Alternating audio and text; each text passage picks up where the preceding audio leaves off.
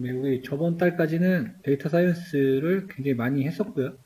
오늘부터는 머신러닝을 들어가보도록 할 겁니다. 그러니까 판다스 들어가기 전에 넘파이 하듯이 딥러닝 하기 전에는 머신러닝을 하는 게 표준적인 학습 방법이에요. 그래서 이제 머신러닝에 대해서 머신러닝 좀 이론이 조금 많이 있는 부분이 있어서 이론을 조금 섞어서 할 예정입니다. 우리는 실습 위주긴 한데 개념이를 위해서 이론을 섞어서 하도록 하겠습니다. 여기 보시면 머신러닝 처음에 얘기한 게 1959년이죠. 굉장히 오래 전부터 머신러닝, 그러니까 인공지능이라는 개념이 있었고, 그래서 지금 우리나라에 이제 조금 센세이션하게 들어오게 되고 대중화가 된 거는 아마 이세돌이 바둑을 진 이유겠죠. 약 10년 정도로 보고 있는데, 보통 이렇게 10년 동안 메타가 계속 지속되는 경우는 별로 없거든요. 앞으로도 계속 모든 분야에서 인공지능이 쓰일 걸로 예상이 된다. 보시면 될 것 같아요. 이 당시에도 인공지능이라는 개념이 있었지만 일단 하드웨어 저기 성능이 좋지 않았고 알고리즘도 그에 맞게 발전되지 않았고 그렇기 때문에 연구가 되고 있었긴 하지만 그렇게 성능이 좋지 않았다. 약간 역사적인 내용을 보시면 될 것 같아요. 그래서 인공지능에서는 가장 중요한 게 학습의 개념이에요. 학습. 사람인데 우리는 사람이고 얘는 인공지능 모델이라고 얘기를 합니다. 그러니까 저는 표현을 할 때 이렇게 얘기를 해요. 그러니까 우리가 로봇을 만드는데 로봇의 이제 뇌를 만들어주는 작업을 이제 모델을 만든다, 모델을 굽는다라고 얘기를 하고요. 이 모델을 로봇에 이제 탑재를 시키게 되면 이 학습한 모델대로 이제 동작을 하게 되는 거예요. 근데 우리는 살면서 그냥 자연적으로 학습되는 것도 있잖아요. 인공지능, 특히 머신러닝 쪽은 학습한 것만 가지고 얘가 행동을 합니다. 어떤 과제에 대해서 프로그램이 이를 통해 학습한다. 그래서 기존에 우리 스팸 필터 같은 게 있었다고 하면 10년 전에 기억하실지 모르겠어요. 10년 전에 스팸 필터가 되는 기능이랑 요즘에 여러분들이 플랫폼에서 쓰는 스팸 필터라는 기능이랑 굉장히 많이 달라졌음을 느낄 거예요. 그냥 체감적으로. 그게 이제 백그라운드에서 다 이제 머신러닝 인공지능이 탑재해서 돌고 있기 때문인데 그래서 이제 과거의 방식과 현재 인공지능이 탑재된 방식을 비교해주는 부분이 나올 겁니다. 전통적인 프로그래밍은 사실 이렇게 뭐 있지만 if문의 연속이에요. if, then 뭐 이런 거, else 이런 거 연속이었어요. 그래서 어떤 로직이 있으면은 거기에 대해서 프로그램 로직을 작성을 하고 이거 구현하고 테스트가 되면은 이 프로그램을 이제 인베딩 같은 경우에는 가가지고 로봇에 인베딩 한다든가 기계에 인베딩 한다든가 이런 식으로 우리가 전통적인 프로그래밍이 이루어지고 있었습니다. 그러니까 쉽게 생각하면 우리가 스팸 메일을 진단하는 프로그램이라고 치면 예전에 우리 파이썬이니까 파이썬 쉽게 얘기를 할게요. 스팸이라는 리스트 하나 만들어가지고 여기에 내가 알고 있는 스팸 단어를 갖가지 규칙을 통해서 다 적어 놓는 거죠. 그죠? 계속. 뭐가 생기면은 또 신주어 스팸이 생겼어요. 또 넣어서 추가하고. 그 다음에 이렇게 짜여져 있는 프로그램을 다시 컴파일한 다음에, 어떤 스팸 파일이라는 파일을 출력이 되면 이 파일을 들고 가서 내가 가지고 있는 로봇에다가 다시 인베딩을 하면 설치를 하고 이런 식으로 이루어져 있었어요. 전통적인 프로그램 방식은. 그러니까 뭐 이것까지밖에 몰랐다면 이게 자연스러운 방식이겠지만 인공지능이 도래하고 나서부터 조금 달라지겠죠. 조금 뒤에 설명해 드릴게요. 여기 이제 어떤 얘기가 나오는데요. 제가 특정 단어랑 매칭이 되면은 스팸 메일을 처리했어요. 이게 기존의 로직, 전통적인 프로그램 방식. 프로그램이 이제 론칭됐다가 하면 이제 프로그램을 실제로 서비스할 때 로봇이라고 가정할게요. 좀 쉽게. 근데 일단 로봇이 우리 메일 서버에 탑재가 됐다고 칩시다. 새로운 스팸 단어가 나면 얘는 몰라요. 그죠? 왜냐하면 프로그래머가 최근에 나온 신조어를 코드 안에 넣질 않았어요. 그러니까 분류를 못 하겠죠. 그러니까 개발자가 계속 생길 때마다 프로그램을 뜯어서 고쳐서 업데이트 시킨 다음에 다시 배포하고 이런 절차를 거쳐야 돼요. 그 유지 보수가 굉장히 곤란하다는 얘기예요. 네, 머신러닝이 들어간 건 뭐냐? 머신러닝. 머신러닝. 어떤 이제 문제가 생겼어요. 그러면은 알고리즘 훈련한다. 그러니까 데이터를 훈련한다는 거예요. 이 데이터는 우리가 알고 있는 것뿐만 아니라 온라인상에 돌아다니는 것들, 아니면 크롤링에서 수집하는 것들, 오늘 새롭게 만들어진 어떤 스팸 단어들, 그런 거, 모든 데이터들. 얘를 가지고 학습이라는 걸 시켜요. 학습. 그럼 학습을 시키면은 모델이 만들어지고요. 이 모델은 가지고 어떤 평가 지표를 가지고 서로 평가를 합니다. 어느 정도 기준을 통과하게 되면은 이 모델은 사용할 수 있게 되고 이제 그때 되면은 이제 이 로봇에다가 이 뇌를 내가 만든 모델을 껴주면 되는 거예요. 그러니까 메일 서버라고 하면 메일 서버에 이 모델을 그냥 올려주면 끝나는 거예요. 큰 장점은 뭐냐? 뭐 온라인에서 자주 등장하는 것 같은 경우에는 내가 자동으로 업데이트 같은 것도 된다는 거예요. 모델이. 그러니까 아까 전처럼 전동적인 프로그래머가 코드를 계속 바꾸고 업데이트 시켜주고 배포를 해주고 이런 문제들이 사라진다는 얘기입니다. 물론 여기에 추가적으로 옵셔널하게 성능도 어느 정도 보장이 되겠죠. 후에 우리가 다루겠지만 실제로 스팸 메일 분류하는 경우에 문제일 경우에 특정 알고리즘을 사용하게 되면 거의 정확도가 99%가 나와요. 굉장히 잘 되는 분야예요. 머신러닝에서. 머신러닝, 그러니까 인공지능 하다 보면은 파이프라인이라는 단어를 자주 보시게 될 거예요. 파이프라인은 쉽게 그냥 우리 작업 순서를 기록한 거예요. 작업 순서. 그러니까 우리가 데이터 분석할 때도 어떤 로직이 있었죠. 데이터를 수집하고 전처리하고 이런 과정들. 정제하고 전처리하고 그다음에 뭐 시각화하고 이런 로직들을 정의해 놓은 걸 파이프라인이라고 부릅니다. 그래도 데이터 수집하고 모델 학습하고 모델을 평가하고 모델을 배포하고 그 모델에 대해서 이제 계속 업데이트를 하는 이런 자동화 로직이 구현되어 있어요. 이런 것들 파이프라인이라고 부르기도 하고 여러분들이 함수에서 쓰는 것도 또 파이프라인이라고 합니다. 함수 안에서 일련의 절차들을 만들어 놓는 거예요. 이 로직을. 그런 것도 파이프라인이라고 합니다. 파이프라인을 사용하게 되면 장점이 메모리나 성능을 극한으로 끌어다가 쓸 수 있어요. 프로그래밍적으로 보면은 이런 로직들을 단위적으로 구분하다 보면은 조금 리소스가 많이 낭비가 되는데 이렇게 자동화된 로직으로 파이프라인을 만들어 놓게 되면은 메모리를 절약할 수 있고 성능도 향상이 되고 속도도 빨라집니다. 그래서 이제 인공지능 분야에서는 이렇게 많이 써요. 좀 더 쉽게 얘기하면 뭐 이런 거죠. 내가 CCTV 카메라를 100대를 우리 대전시에 설치해놨다고 합시다. 그러면 자동화 파이프라인을 구축하게 되면은 자동적으로 카메라에서 이상하다고 생각하는 어떤 이미지들을 캡처를 해요. 캡처를 하면 그 이미지에서 어떤 사물이 있는지 구분을 하고 그거를 자동으로 학습을 하고 자동으로 모델이 만들어진 다음에 또 자동으로 모델 배포가 돼요. 이런 시스템을 만들어 놓은 걸 파이프라인이라고 좀 쉽게 볼 수 있을 것 같아요. 그러니까 내가 굳이 건들지 않아도 그냥 계속 서비스를 돌리다 보면은 자기가 학습을 하고 성능이 계속 좋아지는 거예요. 지금 제가 말씀드린 얘는 조금 특수한 얘기는 해요. 그러니까 이거는 조금 여러 가지 학습이 포함된 기법이긴 한데 궁극적으로는 우리들은 그런 걸 원하죠. 고객들도 그런 걸 원하고. MLOps라고 부르는 거는 이제 현존하고 있는 모든 IT 시스템 플러스 인공지능을 말하는 거예요. 오퍼레이팅 시스템에 MLOps, 머신러닝이 플러스된 용어를 말합니다. 그래서 굉장히 핫한 분야이기도 하고 수요가 굉장히 많은 분야이기도 해요. 머신러닝의 장점, 스팸 메일 분류기 같이 너무 많은 튜닝과 긴 규칙을 요구하는 문제를 해결할 수 있다. 그렇죠. 문자에도 어떤 욕을 할지 모르잖아요. 어떤 욕이나 어떤 비속어나 어떤 광고 문자 수많은 규칙이 있을 거 아니야. 그런 문제를 막 과하게 그런 규칙을 안에 필요가 없이 해결할 수가 있어요. 왜냐면 그 단어만 그냥 학습시키면 되거든요. 네가 뭘 보내든 간에 나는 그 문장을 그냥 붙여다가 모델에 넣어주면 돼요. 얘는 욕설이다, 비속어다, 스팸이다라고 모델한테 알려주기만 하면 됩니다. 그러니까 막 우리가 정규식을 통해서 막 규칙을 알아내고 슬래시고 인덱싱하고 이럴 필요가 없다는 얘기예요.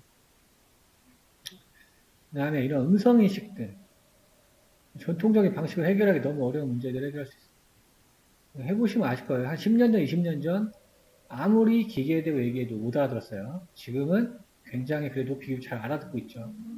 이런 게 되는 이유가 인공지능 때문인 거예요. 학습이라는 게 개념이 도입이 됐기 때문에. 예전에는 이런 거 어떻게 구현했을 것 같아요? 사람이 진짜 입력하는 주파수 넣어가지고 그 주파수랑 비슷한 거 찾아가지고 그게 기억이다, 니은이다, 디귿이다, 가다. 이렇게 그 스팸메일 분류기처럼 만들어 놨어요. 당연히 지금 생각해보면 잘 될 리가 없죠. 네. 수많은 사람들의 목소리 억양 이런 것들을 다 표현할 수 없잖아요. 그걸 매칭시킨다는 게 굉장히 어려운 거예요. 그래서 가장 비약적으로 센세이션하게 뜬 분야가 비전 분야랑 음성인식 분야, 자이너 처리 쪽도 마찬가지예요. 그러니까 기존에 되게 전통적인 방식으로 안 되던 분야가 인공지능으로 되기 시작했어요. 그렇기 때문에 조금 더 수요가 많은 걸 수도 있는 거예요. 그 다음에 장점, 새로운 시스템에 바로 붙일 수 있다는 거예요. 그러니까 하나를 만들어 놓으면 이 시스템이든 저 시스템이든 다 쉽게 호환이 가능하다는 얘기예요. 분류가 되어 있기 때문에 바로바로 시스템에 붙일 수 있고 재훈련할 수 있고 모델을 계속 바꾸면 되는 거니까요. 모델 업데이트 시켜주면 되는 거. 이런 거를 조금 더 쉽게 얘기하면 컴포넌트 방식이라고 얘기를 하죠. 그러니까 뇌만 바꿔주면 되는 거예요. 로봇은 그냥 가만히 있고 모델만 바꿔주면 된다는 얘기예요. 모델만 업데이트 해주면 된다는 얘기입니다. 그래서 또 이런 인공지능이 탑재된 머신러닝이 탑재된 어떤 솔루션 분석을 하게 되면은 기존에 못 봤던 전통적인 통계적 기법으로 봤던 통찰하고 다른 통찰을 느낄 수가 있어요. 왜냐면 얘는 인간보다 연산을 더 잘하잖아요. 연산을 더 많이 한 번에. 그렇기 때문에 어떤 모델을 통해서 나온 결과값을 보면은 이런 새로운 통찰을 얻을 수가 있습니다. 그래서 약간 이게 굵직굵직한 게 나와요. 지도학습이라고 하는 거는 사람이, 인간이 모델한테, 인공지능한테 알려주는 거예요. 이렇게 이미지가 있으면, 고양이가 이렇게 있다고 쳐요, 우리. 얘한테 답을 달아주는 거예요. 고양이다. 이렇게. 지도를 해주는 거예요. 지도학습. 그래서 얘는 정답지가 있는 학습법을 말해요. 정답을 우리가 알고 있으니까 정답을 알려주는. 비주도학습은 정답을 모르는 경우. 예를 들자면은, 우리 북꽃 데이터셋 우리 많이 해봤잖아요. 북꽃 데이터셋에서 답안지 빼버리는 거야. 답안지 빼버리고, 그냥 그래프에 그리는 거예요. 그래프에 그려서, 이렇게 시각화 표현되잖아요. 여기에 있는 게 어디가 가깝다. 거리상 계산을 통해서, 얘는 같은 부류일 거야. 얘는 같은 부류일 거야. 얘는 같은 부류일 거야. 하고, 모델이 찾아내는 방식이에요. 누군지 몰라요. 그래서 고객 분석 같은 거 할 때 많이 씁니다. 소비자의 구매 분석 같은 거 할 때. 쉽게 생각해보면 답안지 모르잖아요. 우리가 고객에 대해서 답안지를 줄 수 있나요? 이 사람이 누구라고? 줄 수 없죠. 추천 시스템도 마찬가지. 답안지가 없을 때 syn학습, 비지도 학습이라고 하고 합쳐진 게 이제 준지도 학습이라고 얘기를 합쳐진. 그래서 요거는 조금 알면은 되게 보급적인 내용이나 아이디어들을 되게 많이 얻을 수 있어요. 소개시켜드릴 시간이 올 겁니다. 강화학습은 우리 알파고 생각하면 돼요. 알파고. 보상이라는 게 주어져요. 모델한테. 그래서 모델이 정답에 가까이 가면은 보상을 주고 못하면 페널티를 부여해서 진화하게끔 만드는 거예요. 그래서 뭐 유전학습 알고리즘 같은 게 돼 있고 실제로 마리오 게임 같은 걸 강화학습 시켜두면 시간이 지나고 나면은 거의 얘는 완벽하게 플레이를 하는 걸 볼 수 있습니다. 알파고가 같은 경우도 엄청난 횟수로 강화학습을 했다고 알려져 있죠. 모든 경우의 수를 제가 생각이 안 나는데 거의 막 말도 안 되는 횟수로 훈련을 시켰더라고요.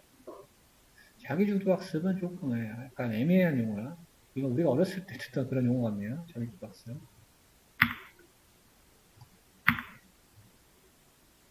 실시간 훈련 여부에 대한 건데 이것도 이제 훈련 방식이라서 이것도 약간 용어가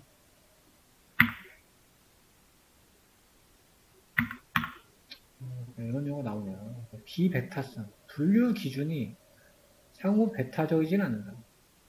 말이 좀 어렵죠. 여기 보면은 지도학습 할 때 우리가 답안지 알려준다고 했죠. 그러면 매일 이메일은 스팸이야, 이메일은 정상이야. 우리가 여기 답을 달아주면 돼요. 0, 1 달아주면 끝입니다. 다른 거 할 게 없어요. 이렇게 훈련 세트 구성하면 돼요. 이거는 온라인 학습, 모델 기반 학습이 나오고 보통 이거를 많이 하죠. 이거는 자주 쓰는 용어는 아니에요. 그러니까 약간 자주 쓰는 용어는 아니고 모델을 만들어서 훈련된 결과로 스팸이 되는지 안 되는지 테스트 해보겠다. 약간 이런 이야기는 조금 PT가 조금 오래돼서 그런지 내용이 조금 좀 생소한 용어들이 좀 나오네요. 가장 중요한 거는 데이터 문제겠죠. 데이터 문제. 충분하지 않으면 일반적으로 인공지능에서 데이터가 충분하지 않는다. 그러면 성능이 잘 나올 리가 없어요. 많으면 많을수록 좋긴 하지만 데이터의 많은 양을 확보하는 것, 처리하는 것도 엄청난 비용의 문제가 있습니다. GPT, 제가 말씀드렸지만 GPT-4 같은 경우는 그냥 파라미터 개수가 2조 개가 넘어요. 그러니까 일반적으로 할 수가 없어요. 일반 회사도 못해요. 모델 만들 때. 그리고 그걸 학습하는 데만 해도 거의 최초 모델을 만들 때는 GPU 100대 이상으로 1년을 학습해야지 모델 하나가 구워집니다. GPT 같은 경우에는. 엄청나게 많은 데이터가 필요하다. 이미지 분류, 자연어 처리들은 수백, 수천, 수억, 수십억 개가 필요할 수도 있다. 그 다음에 대표성 없는 훈련 데이터. 편향되거나, 이제 뭐 인공지능에서 자주 나오는 얘기야. 편향되거나. 쉽게 생각하면은 너무 국어 문제만 너무 많이 풀어가지고 수학 문제만 봐도 영어 문제를 봤는데 얘가 국어처럼 생각을 하는 거예요. 왜냐면 사람이 아니니까. 사람이 아니죠. 인공지능이니까. 국영수를 골고루 풀어야 되는데 너무 국어만 풀다 보니까 비슷한 단어만 보면은 얘가 국어처럼 생각을 해버리는 그런 현상. 편향된다. 노이즈. 약간 뭐 오답에 껴있을 수도 있고요. 아니면은 원래 보기가 5개여야 되는데 4개밖에 없어요. 그런 거를 학습에 넣어진 거예요. 그러니까 잘못 학습된 게 조금 들어가 있다. 아니면 현실 데이터에 가까운 데이터들, 노이즈 같은 거. 이런 게 들어가면 성능에 굉장히 안 좋은 영향을 미치게 된다. 그런 거예요. 그러니까 얘는 인공지능 모델이잖아요. 약간 1회부터 9회까지 모의고사를 학습을 시켰는데 약간 8회에 약간 10개 문제 정도를 약간 오답 오답 바꿔놓은 거야. 약간 휴먼 에러로. 얘가 이 학습을 해버렸어요. 그러면은 약간 헷갈려 하겠죠. 여기서는 분명히 저게 정답이었는데 여기서는 또 아니래. 그러니까 성능이 좋아질 수가 없는 거예요. 그러니까 이런 문제들이 있어요. 그래서 가장 중요한 게 데이터의 특성을 잘 파악하고 잘 다뤄야 되는 게 굉장히 중요한 문제예요. 특성공학이라고 하는 걸 피처에 대한 얘기를 하는 거예요. 피처. 데이터의 피처.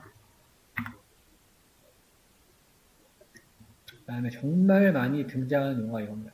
과적합이라고 부르는데요.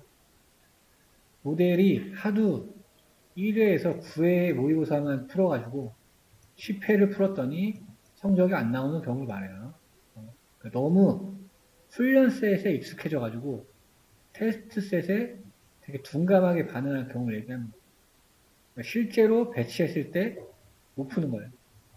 그러니까 모의고사는 엄청 잘 풀었는데 수능을 봤더니 성능이 안 나와요. 약간 이런 느낌이에요. 제가 더 펌하는 게 아니라 이해를 쉽게 말씀드리기 위해서. 왜냐하면 우리가 1회부터 9회 푸는 거 훈련하는 거죠, 훈련. 막상 어떤 새로운 비슷한 유형의 훈련 셋에 적용해서 성능이 안 나온다. 여기에 너무 편향됐다는 얘기예요. 너무 많이 훈련을 해가지고. 그런 걸 과적합 현상이라고 얘기를 합니다. 과소적합 현상은 다른 것보다 그냥 데이터가 적어서 데이터가 적으니까 아무리 좋은 모델을 써도 성능 자체가 좋게 나오지 않아요. 아니면 데이터의 약간 질이 좋지 않아서 그런 현상을 말합니다. 일반적으로 여기에 굉장히 많이 나옵니다. 과적합. 정확히 다시 한번 정리하면 훈련셋에서는 성능이 좋은데 테스트 셋에서는 성능이 떨어지는 현상. 그러니까 다른 말로 얘기하면 일반화 성능이 좋지 않다라고 얘기합니다. 일반화가 안 되는 거죠. 여고만 잘 풀고 10회나 새로운 어떤 수능 문제를 만났을 때는 잘 못 풀어요. 이 친구를, 이 모델을 좋은 모델을 할 수 있을까요? 할 수가 없죠. 일반화 성능이 떨어진다고 얘기를 합니다. 그래서 수도 없이 단어를 보시게 될 거예요.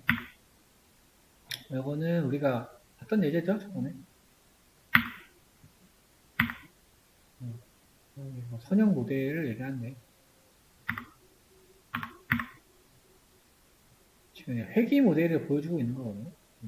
근데 지금은 모델 돌린 게 아니고, 일단 여기에 이제 이 선은 뭘 얘기하냐면, 여기에 있는 데이터들을 가장 잘 나타내는 선을 그어준 거예요. 그어준 거.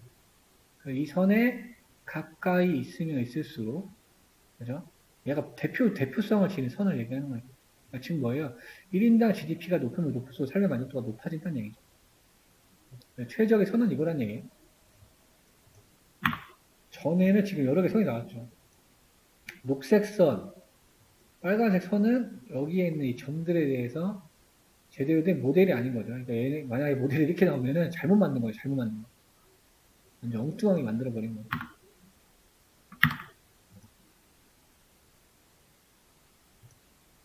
그렇게 보시면 되겠습니다. 그리고 약간 중복되는 이론이 좀 있을 수도 있어서 일단 실전 예제를 좀 보할게요. 데이터를 아직 안 남겨놔가지고 좀 잠깐 공개하도록 하겠습니다. 일단 오늘은 가장 머신러닝에서 핵심 라이브러리입니다. 사이킨런이라고 부릅니다. 사이킨런. 약간 로컬에 설치하실 때 이걸로 설치하셔야 돼요. 이렇게. 여기도 마찬가지죠. 사이킨런. 근데 설치 안 하셔도 돼요. 콜앱에는 내장이 되어 있었어요. 머신러닝을 다루는 주요 라이브러리가 돼요. 사이킨런의 데이터셋이라는 모듈을 가면 자동으로 제공을 해줘요. 아이리스 우리가 알고 있죠. 붓고 데이터셋 얘를 임포트 해주는 부분이에요. 밑에는 아직 배우진 않았지만 디시전 트리 클래시피어 그러니까 분류한다는 기능을 가지고 있고 의사결정 분류기라고 얘기해요. 이렇게 의사결정 분류기 결정 디시전 트리라는 건 의사결정 트리를 얘기하는 건데 거기서 분류기 모델을 사용하는 거고요. 제일 중요한 거, 이거는 외우셔야 돼요. 사이킨런의 모델 셀렉션, 트레이트 스플릿, 데이터셋을 자동으로 분류해주는 라이브러리입니다. 이거는 그냥 외우셔야 됩니다. 이거는 계속 쓸 수밖에 없어요. 밑에 이제 사용하는 게 나올 거니까 알려드릴게요. 판다스 임포트 하고요. 아이리스라는 변수에 로드 아이리스. 이 안에 굉장히 많은 데이터가 들어있어요. 그러니까 이거는 아이리스의 칼럼수 한번 찍어보면 되겠죠. 이게 이거 임포트 해볼게요. 저도.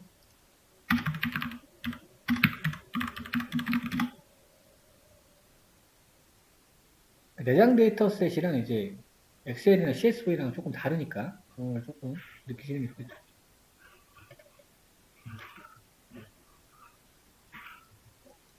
프린트 찍어야죠.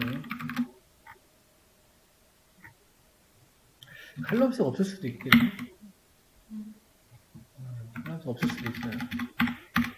이제 딕셔너리로 되어있나?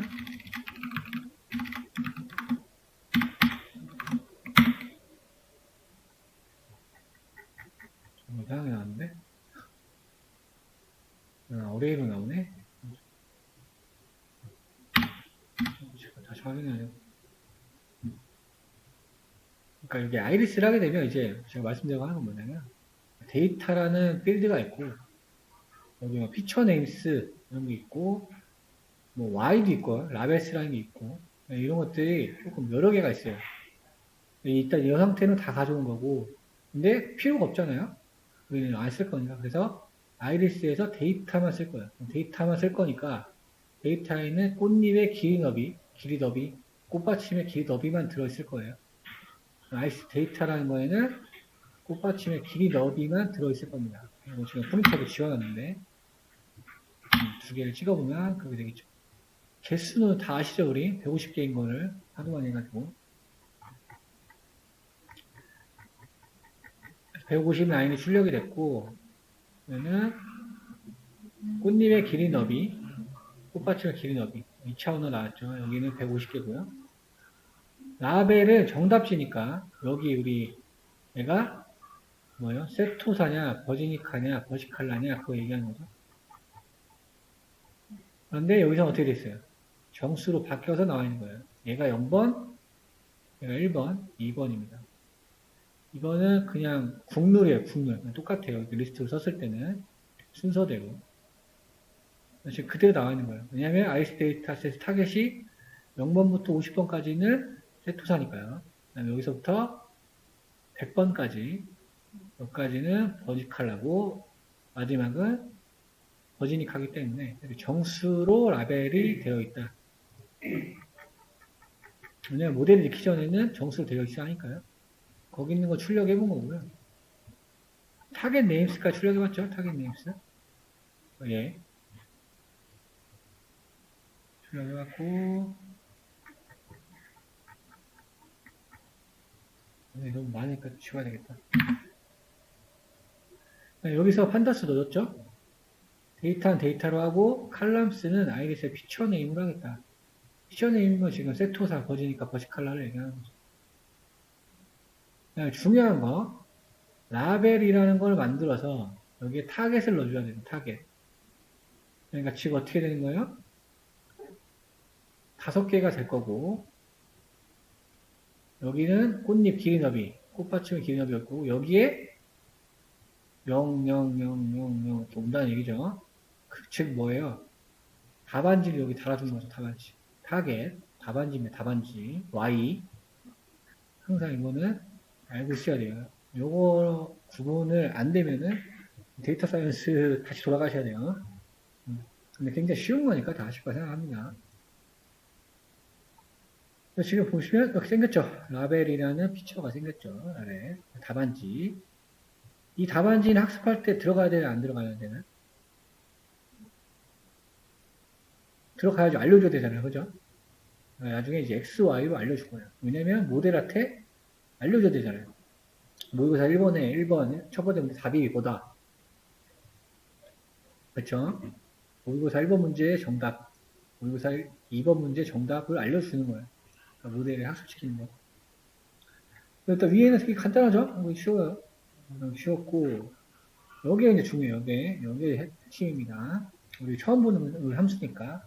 위에서 만들어놓은 트레인 테스트 스플릿 줬고, 첫 번째 들어갈 인자, X. X라 하면 뭐예요? 라벨이 들어가면 안 돼요, 여기. 라벨 빠진 데이터 얘기하는 거죠. 그래서 아이스 데이터. 그러니까 150에 4행렬짜리 데이터가 들어가는 거죠. 꽃잎 길이 너비, 그 다음에 꽃받침 길이 너비. 그 다음에 두 번째 이제 Y. Y는 어떻게 되는 거야? 150개의 1차원 행렬. 얘는 이 해당 로우에 맞는 답안지가 이렇게 있는 거죠. 000000000 11111 2 있는 열 Y. 개수가 당연히 둘이 서로 똑같아야 되겠죠. 그 다음에 테스트 사이즈 0.2. 인자 테스트 셋을 몇 프로로 할 건가? 트레인 셋은 지정할 필요 없어요. 테스트 셋만 지정해주면 자동으로 트레인 셋은 80%로 지정됩니다. 그 다음에 일관성 있는 결과를 얻기 위한 실험 넘버. 이거 왜 부여하냐면 이 스플릿을 얘도 지 맘대로 분류할 거 아니에요. 그죠? 근데 이거를 안 넣게 되면 실행할 때마다 데이터 섞이겠죠. 그러면 일관성 있는 결과를 얻어낼 수가 없습니다. 그래서 랜덤 데이터 부여해주고. 데이터를 쪼개고 나면 항상 개수를 확인해 봐야 돼요. 개수를. 원본 데이터셋 개수 찍어보고요. 그래서 교재에서는 이렇게 나와요. 여러분들도 여기 조금 익숙해지세요. 왼쪽에 X 트레인, X 테스트 80대 20. 그러니까 얘는 X에 관련된 부분, X. 그러니까 데이터 그 자체를 얘기하는 거죠. 그 다음에 우측 두 개 Y. Y도 테스트, 트레인 테스트. 답안지에 대한 8대2, 8대2, 8대2. 이렇게 넣어줘야 돼요. 그러니까 이거는 본인이 마음대로 쓰여도 되는데, 이렇게 이해하시는 게 좋아요. 그러니까 명확히 X가 데이터다. Y가 답안지다라고 인식을 하고 있으면 되게 쉽습니다. 트레인 테스트, 트레인 테스트. 그러니까 데이터의 트레인 테스트, 답안지의 트레인 테스트. 보시면 돼요. 실제 찍어보니까 트레인 셋은 120개, 80% 분류가 됐고요. 테스트 셋은 30개. 그러니까 개수를 반드시 확인하셔야 돼요. 이 함수 스플릿 하게 되면은 반드시 확인해 보셔야 됩니다. 이 함수를 안 쓰게 되면 어떻게 해야 돼요? 내가 데이터셋을 슬래싱해서 쪼개줘야 됩니다. 그렇게 하면 귀찮죠? 그리고 가장 큰 귀찮은 것보다 데이터가 섞이질 않잖아요. 순서대로만 학습되잖아요. 그렇게 순서대로 학습하면 어떻게 된다? 모델이 과적합됩니다. 순서까지 학습을 해버려요. 그래서 항상 이런 옵션을 줘야 돼요. 그리고 나중에는 이제 셔플이라는 기능을 통해서 데이터를 섞어줘서 일부러 과적합을 방지하기 위해서 그런 기법들을 사용합니다. 네, 저거는 본인이 좋아하는 거 치면 돼요. 본인이 좋아하는 숫자. 아무거나 상관없어요.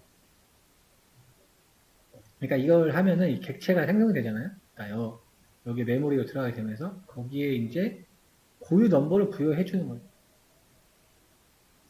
이걸 이제 안 하게 되면은 실행할 때마다 데이터가 어떻게 섞일지 몰라요. 배정이 어떻게 될지 몰라요. 보통은 순서대로 배정이 되긴 하는데 지금은 이제 이만큼만 다 보니까 그렇게 한데요. 나중에는 뭐 우리가 몇십만 개, 몇백만 개도 다르기 때문에 항상 실험 넘버 주셔야 돼요. 여기는 아직 배우지 않았어요. 배우지 않았지만 객체를 만들었어요. 의사결정 분류기라는 클래스 이름이죠. 우리 클래스에다가 변수에 넣어주면 어떻게 되는 거야? DTCLF라는 거는 이 클래스의 객체가 되는 거죠. 객체를 만든 거예요. 객체. 의사결정 분류기라는 인공지능 모델의 객체 변수를 만든 겁니다. 그러니까 모델의 알고리즘일 수도 있고요. 쉬운 걸로 이해하시면 돼요. 클래스죠. 클래스 앞에 대문자. 위에 우리가 임포트 해왔잖아요. 걔의 객체를 만든 거죠. 객체 변수. 그러면 객체 변수로 접근해서 fit. 중요한 거 앞에 x트레인 x. 두 번째 y트레인. 지금 뭘 넣고 있는 거야? 트레인 셋을 집어넣고 있는 거죠. 학습할 때 트레인 셋만 집어넣으면 되죠. 테스트 셋 넣으면 될까요? 안 될까요? 절대 안 돼요. 절대. 얘는 넣으면 안 돼요. 얘는 테스트 중이에요. 절대 독립이 돼 있어야 됩니다. 트레인 셋을 집어넣으면 된다는 거예요. X 트레인하고 Y 트레인이니까 뭐예요? 데이터랑 답안지 넣어준 거예요. 피팅 하면은 이렇게 하면 머신러닝은 학습 끝이에요. 학습 끝. 학습 끝난 거야. 이렇게 나오죠. 그럼 학습된 의사결정 분류기 모델이 만들어진 거예요. 모델이 만들어졌으니까 모델이 만들어졌죠. 지금 DT에 우리가 만들었잖아요. 이 모델을 만든 거잖아요. 모델에서 프레딕트 예측해라. 그러면은 여기에서 훈련셋 예측하면 어떻게 되는 거예요? 100% 나오겠죠, 그냥. 그죠? 외운 거잖아, 내가 본인이. 그죠? 그러니까 반드시 테스트 셋을 예측해야 되겠죠. 테스트. 예측 뭐 해야 돼요? 답안지 예측하나요? 아니죠. 테스트 셋, Y가 아니죠. 그러니까 X의 테스트 셋만 예측하면 됩니다. 그러면 예측한 결과가 프레드로 들어오게 되고요. 그 다음에 사이킨런의 매트릭스는 지표를 얘기하는 거니까 거기서 우리 분류 모델이라는 게 있어요. 그러니까 분류 모델에서는 정확도라는 지표예요. QRC나 정확도. 이게 이제 필수로 1순위로 사용하는 지표가 됩니다. 정확도. 그래서 어큐러시 스코어라는 함수에 보면은 Y 테스트 정답지죠? Y 테스트니까 테스트 셋의 정답지죠. 테스트 셋의 정답지랑 모델이 테스트 셋으로 예측한 거랑 서로 비교하는 거죠. 지금 두 개 전달하는. 그러면은 어떻게 되는 거야? 테스트 셋의 정답지 중에서 모델이 예측한 테스트 몇 개를 맞췄는지를 찍는 거예요. 그래서 10개 중에 10개 맞추면 100%인 거고 10개 중에 9개 맞추면 90%고 10개 중에 8개 맞추면 80%인 거예요. 그 정확도가 출력이 된 겁니다. 지금 보면 86%니까 우리 지금 데이터가 아까 테스트 셋이 몇 개였죠? 30개죠. 30개 중이니까 뭐 2개 정도 틀린 거겠죠? 아니죠. 3개 더 틀린 거죠. 3개 틀려야 90%니까. 한 4개 정도 틀렸다고 보시면 돼요. 4개. 이 개념을 굉장히 처음에 이해를 잘하고 들어가셔야 돼요. 지금 굉장히 쉽게 설명하고 있는데, 머신러닝을 계속 이렇게 사용을 하게 되거든요. 그러면 거기 객체 만들고 요 모델의 피치라고 하면은 위에 있는 얘네 거 학습이 된 거예요. 그러면 우리가 얘가 학습을 시켰으니까 뇌가 만들어졌으니까 여기로 이 뇌를 불러다가 테스트 해야 되잖아요. 그러니까 여기로 접근하는 거예요. TCF. 그러니까 메모리상에 있다는 거를 조금 확실히 하셔야 돼요. 나중 되면은 이제 이렇게 학습된 파일들을 파일로 떨구기도 해요. 왜냐하면 내가 여기서 학습한 모델을 가지고 다른 지역 가서 걔를 쓰고 싶을 수도 있잖아요. 근데 이제 머신러닝 쪽은 처음에 이렇게 나와요. 그쵸, 여기서 그렇죠. 여기서는 DTCLF가 학습된 모델의 객체가 되는 거죠. 그러니까, 네. 네, 그거는 처음 부분은 나오진 않아요. 지금은 머신러닝 쪽에서 잘 안 나와요. 근데 그거가 나올 거예요. 그때 드시면 이해가 되실 거예요. 그렇게 쓰는 경우도 많죠. 근데 그렇게 쓰려고 만드는 거잖아요, 우리가. 네. 지금은 메모리에서 계속 다루고 있고. 그래서 밑에 보면 다시 불러왔어요. 아이리스에 다시 불러와서 지금 번치 클래스로 되어 있는데 타입이 처음 보실 수 있어요. 사이키너리 유틸의 번치 클래스. 얘는 이제 딕셔너리라고 그냥 보시면 돼요. 딕셔너리. 딕셔너리 클래스 보시면 돼요. 딕셔너리니까 우리가 아이템스, 키스, 밸류스를 뽑을 수 있죠. 제가 아까 이거 뽑으려고 했는데 약간 엉뚱하게 나왔었죠. 데이터의 키스네요. 잠시만요. 제가 아까 이렇게 뽑지 않았나요? 변수에 안 넣어서 그런가 보다. 그죠? 아까 무슨 뭐 숫자가 나오지 않았어요? 제가 약간 정신 혼미할 수도 있긴 한데, 이게 그걸 말씀드리려고 한 거예요. 이렇게 내장 데이터셋이 딕셔너리로 돼 있고, 얘를 키를 뽑으면은 원래 데이터는 이렇게 많다는 거예요, 뭐가. 얘는 우리가 알고 있는 꽃잎, 기인업이 이런 게 지금 들어있는 행렬 데이터인 거고, 얘는 답안지인 거고, 이런 거 잘 안 쓰는 거, 프레임 뭐 이런 것도 있고, 타겟님은 이제 세토다 버지니까 이런 거 들어있는 거고, 이런 거 잘 쓰는 것들이 많거든요.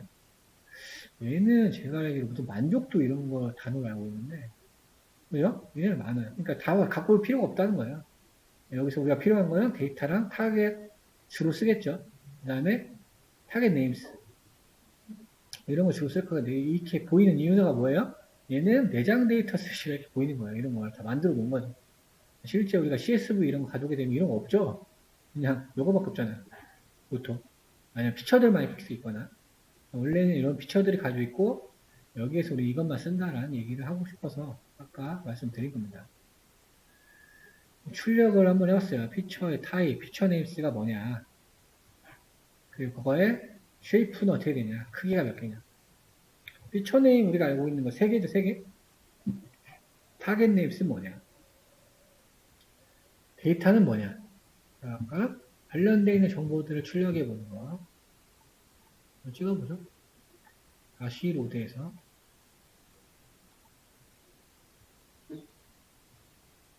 이건 X겠죠? X. X가 150 라인이니까 X 넘어가고. 그러니까 뭐, 타겟의 형태는 넘파이의 배열이고, 쉐이프. 답안지의 형태는 말씀드렸다시피 이렇게 돼 있죠? 일렬로 구성되어 있으니까 일렬로. 그래서 실제 들어있는 값들은 이렇게 돼 있다. 그러니까 여기에 처음에 이해를 잘 하시고 가셔요. 그 다음에 여기는 이것도 나오네요. 다시 로드에서 판다스 로드하고 우리 뭐 유니버셜 함수 쓰면은 민맥스 이런 거 쓸 수 있죠? 뭐 평균 구하고 최대값 구하고 이런 거 쓸 수 있으니까. 그럼 찍어본 거예요. 아이리스 DF의 민. 그럼 이제 어떻게 돼요? 보통 피처별로 계산되죠. 피처별로. 지금 피처별로 계산된 거죠?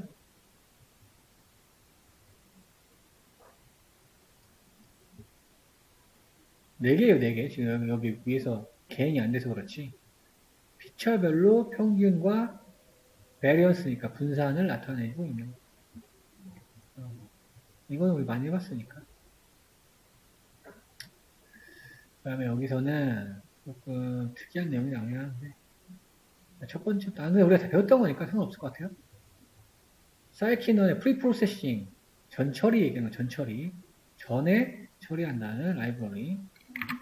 여기 스탠다드 스케일러니까 어떤 의미가 있을까요? 표준화한다는 얘기죠. 표준화는 평균 1로, 표준 편차가 1로 데이터를 럽스하게 만들어주는 거고. 가우시안 정글 분포를 따로따로 만들어주는 거. 얘도 앞에 대문자네요. 뭐예요? 객체죠, 객체. 스탠다드 스케일러는 객체. 여기서 가져왔으니까 바로 접근할 수가 있죠. 얘는 객체 변수가 되는 거고요. 그러면 또 우리 어떤 깡통 만드는 거죠, 깡통. 스탠다드 스케일러는 깡통 하나 만들어 놓고. 걔에다가 피팅. 핏을 하면 여기 ISDF래요. 그럼 어떤 거예요? 위에 있는 요거 들어가는 거죠. 이 말은 즉슨 뭐예요? 여기에 있는 값들이 표준화 된다는 얘기죠. 표준화 된다는 얘기고, 좀 달라요. 얘는 피팅인 거고, 밑에 보면은 트랜스폼이라는 게 있어요. 트랜스폼이 변환한다는 얘기잖아요. 여기에 지금 그러면 스케일러라는 객체 변수에는 지금 어떻게 돼 있어요? 표준화가 된, 역값에서 표준화가 된 값이 들어있는 거잖아요. 트랜스폼 된 데이터를 가지고 df를 넣어라 하니까 i 스케일 된 즉 뭐예요? 즉 모든 x의 값이 표준화된 값으로 바뀌어서 들어가 있겠죠. 그죠? 걔에 대한 이제 평균하고 분산을 찍은 거죠. 지금 보면은 이게 마이너스 15승이잖아요. 왼쪽으로 지금 15번 가야 돼요. 0.000000001일 거예요. 얘도 마찬가지로. 지금 뭐예요? 평균이 0이 됐다는 얘기예요. 다 조절됐죠. 분산이 1이라는 얘기는 표준 편차가 1이라는 얘기죠. 루트 1이 1이니까 그 얘기를 하고 있는 거예요. 분산의 제곱근이 표준 편차죠. 그러니까 정상적으로 표준화가 됐다고 볼 수 있는 겁니다. 그래서 약간 요 변수 명을 좀 보시면 쉬울 것 같아요. 스케일드 됐다고 하잖아요. 스케일드 된 아이리스. 그러니까 원래 우리가 알고 있던 센티미터 단위가 아니고 실제로 변한 거죠. 궁금하시면 데이터 찍어보시면 되겠죠. 여기 접근해가지고. 아이리스의 스케일드 영상을 뽑아보면 되겠죠. 프린트 해야 습관이 안 좋았어. 프린트 해야죠. 스피터라서 그렇죠. 그죠? 이렇게 돼 있다. 지금 다 이렇게 표준화된 숫자로 바뀌었죠? 그래서 값이 작으면 작을수록 표준화를 해야 되니까 마이너스 값이 생길 수 있죠? 이렇게 마이너스. 이렇게 볼 수 있어요. 그래서 이렇게 중간중간에 한번 제대로 반영됐는지 확인하는 것도 중요합니다. 저도 지금 까먹고 있었어요. 당연히 여기서 나올 줄 알았는데. 데이터 스케일링 우리가 들어간 거죠. 표준화라는 걸 통해서. 근데 표준화 한 이유는 뭘까요? 표준화한 이유. 굳이 찾을 필요는 없지만. 일단 모델에 들어가기 전에는 해놓는 게 좋아요. 성능을 높이기 위해서. 근데 해도 안 해도 솔직히 이 데이터셋은 크게 차이는 없긴 한데, 일단 모델에 들어가기 전에는 하는 게 좋습니다. 공식화되어 있어요. 스케일링이라는 거는 모델 학습 전에 분포가 다양하다면 일관성에 맞춰야 됩니다. 분포가 다양할 수 있겠죠. 길이에 대해서도 다양할 수 있고, 너비에 대해서 다양할 수 있고, 피처별로 조금 데이터 성격이 다르기 때문에 걔네를 조금 더 일관성 있게 맞춰주기 위한 거예요. 그러니까 모델이 학습하기 전에 조금 더 쉽게 만들어준다는 거예요. 문제를 좀 더 쉽게. 문제를 바꾸는 게 아니고 문제를 쉽게 만들어준다는 얘기가 되는 거예요. 그러니까 좀 더 쉽게 얘기하면 원래 오지선다였던 어떤 문제들을 약간 이지선다 느낌으로 조금 더 쉽게 변형해서 주는 거죠. 여기 보시면 뭐 화폐 단위, 환율 이런 거는 제가 뭐 쓰라고 그랬죠? 이런 거 나오면 스케일링 어떤 거 써야 된다고 그랬죠? 로그 변화를 해야 된다고 했었죠. 로그 변화. 여기서 로그 변화 안 하긴 안 하지만 로그 변화, 환율 이런 거, 돈, 자산 이런 거 들어가고 민맥스 스케일러, 뭐 로버트, 스탠다드, 노멀라이저 근데 우리가 다 아는 것들이에요. 민맥스 스케일러는 정규하고 얘도 정규하고 얘는 표준하고 로버스터는 잘 쓰진 않습니다. 민맥스 스케일러는 그냥 정규화예요, 정규화. 똑같아요. 설명도 똑같죠. 정규화 기법을 적용한 거예요. 0에서 1차를 조성하는 거. 특징은 데이터의 관여를 최소로 한다. 데이터의 분포도 유지할 수 있죠. 이상치도 포함되겠죠. 이상치가 만약 끝에 있다고 해도 어차피 0과 1 사이로 조정되는 거기 때문에. 그래서 이번에는 민맥스 스케일러를 통해서 바꿔봤어요. 여기서도 객체 만들었죠? 객체 만들고 객체로 접근해서 피팅, 학습, 피. 근데 지금은 요거는 인공지능 모델 학습을 하는 건 아니에요. 스케일러라는 걸 만들어 스케일러에 피팅을 해주는 거니까. 그러면 아이리스 스케일드에는 어떤 게 들어가요? 인맥스 스케일링이 적용된 값들이 들어가겠죠. 그러면 얘 프린트 찍어보면 어떻게 되냐? 최소값 0, 최대값 1. 정상적으로 했다. 약간 검증하는 코드가 되고 있습니다. 지금. 검증 코드. 아까 우리 민맥스 스케일러까지 받고 여기 또 이제 민맥스 스케일러 한 다음에 num파이로 어레인지 우리 아니뭐 이거 기억나시죠? 마이너스 1. 일단 얘는 뭐예요? 0부터 10까지 만드는 거고. 리쉐이브는 마이너스 1에 1.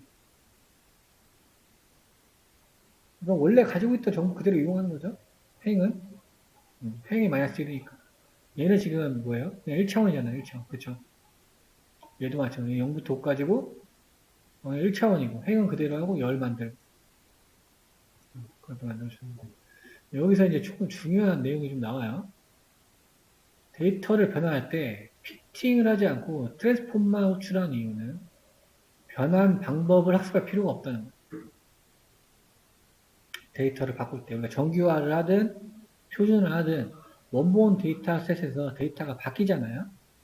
피치라는 거를 안 쓰고 트랜스폼만 쓰는 이유는 뭐예요? 이 변화하는 방법까지 모델이 알 필요는 없다 이거예요. 모델은 들어오는 그냥 데이터 그대로를 학습을 할 필요가 있는 거지. 이렇게 정규화되고 표준화된 거 그 방법까지 학습할 필요가 없다는 얘기예요. 말이 좀 어렵긴 한데. 피팅은 전처리 변환을 하기 전에 변환 방법을 학습하기 위해 학습을 한다. 이 내용은 모델에 대한 피팅이 아니고 스케일러 지금 피팅 얘기하는 거예요. 스케일러. 우리가 지금 위에 스케일러 썼었잖아요. 그때 피팅을 얘기하는 겁니다. 예를 들어서 스케일링 한다고 했을 때 평균도 계산하고 표준도 계산하고 그거를 계산해서 표준화를 했어요. 이러한 경우에는 모델 스케일러 된 거에 우리 피트 했었죠. 위에 보시면 여기 지금 했잖아요. 핏 그죠? 스케일러 핏한 거죠. 적용이 된 거잖아요. 그래서 이렇게 핏을 해서 평균과 표준편차를 계산을 했다. 이미 얘가 알려져 있고 표준편차가 다 알려져 있고 또 이거를 피팅으로 해서 변화 대신에 트랜스폼을 써도 된다는 얘기예요. 트랜스폼을. 왜냐면은 이미 이 방법이 알고 있기 때문에 추가적인 학습이 필요 없기 때문이다. 그래서 피팅을 쓰지 않고 트랜스폼만 수행을 한다. 따라서 변환 방법이 픽스가 되어 있고 어떤 추가적인 학습이 필요하지 않을 때 그러니까 표준화 정규가 다 끝났고 모델만 만들면 된다. 이럴 때는 피팅을 하지 않고 트랜스폼만 써서 데이터를 바꾸면 돼요. 발이 상당히 어려운데요. 그냥 모델 쓸 때만 피팅 쓰시는 게 좋아요. 모델 만들 때만 스케일러에 쓰지 마시고 나중에는 이게 붙어있는 함수가 있을 거거든요. 그러니까 여기에 약간 옛날 규제 느낌이어서 되게 옛날 방법을 조금 만들어 놓은 거예요. 이런 방법 있다 정도만 보시면 될 것 같아요. 지금 민맥스 스케일러라는 걸 만들어 놓고 얘를 지금 피팅을 했잖아요. 여기에 지금 셋이 뭐예요? 트레인 어레이 셋이에요.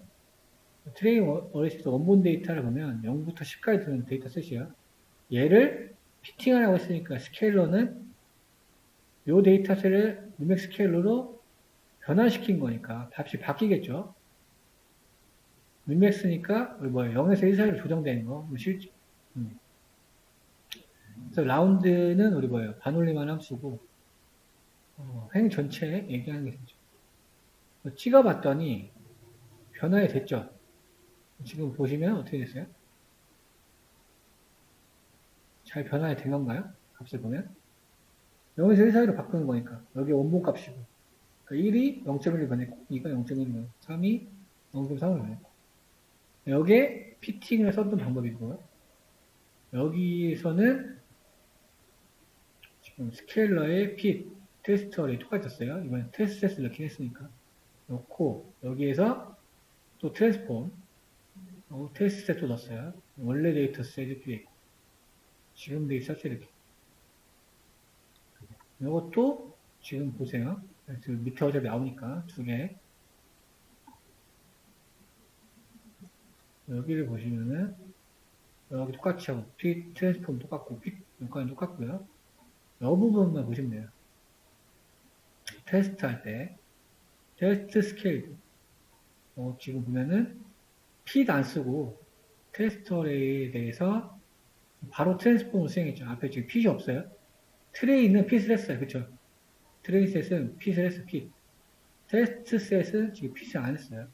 그리고 지금 아까 트레이 셋 변한 거 이렇게 변한 거고 테스트 셋은 지금 이렇게 변했다는 얘기예요. 근데 지금 위에 어떻게 변했어요? 아까 테스트 셋이 이렇게 변했다는 얘기예요.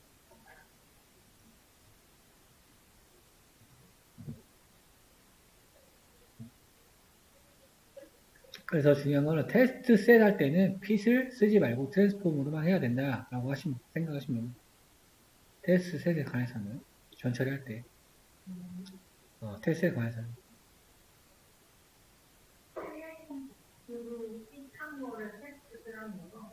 그쵸. 트레인한 걸 갖고 핏을 하는 거죠. 학습한 걸 갖고 테스트하는 거죠. 물자는 트레인을 가지고 학습한 걸 가지고 테스트를 해야 되는 거니까. 근데 이제 그 특징들이 포함되어 있기 때문에 굳이 피팅을 할 필요가 없다 이거죠. 테스트에서는. 네, 그게 다예요. 막 어렵게 되어 있는데, 근데 이것도 이제 이론적인 내용만 이렇죠. 실제로는 이렇게 잘 안 써요. 네. 트랜스폼만 수행을 합니다.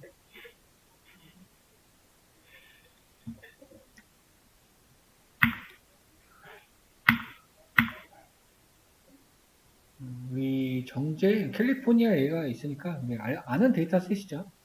결집체가 있었다. 여기에 새로 나올 거예요. 여기서 이제 원한 인코딩이라는 게 나와요. 원한 인코딩. 범주형, 카테고리형 특성을 가진 데이터들 전처리. 우리 캘리포니아 휴대각 데이터셋에 무슨 접근성 이런 게 있었어요. 해안의 접근성 해가지고 5개 정도의 범주가 있었습니다. 기억이 나실지 모르겠어요.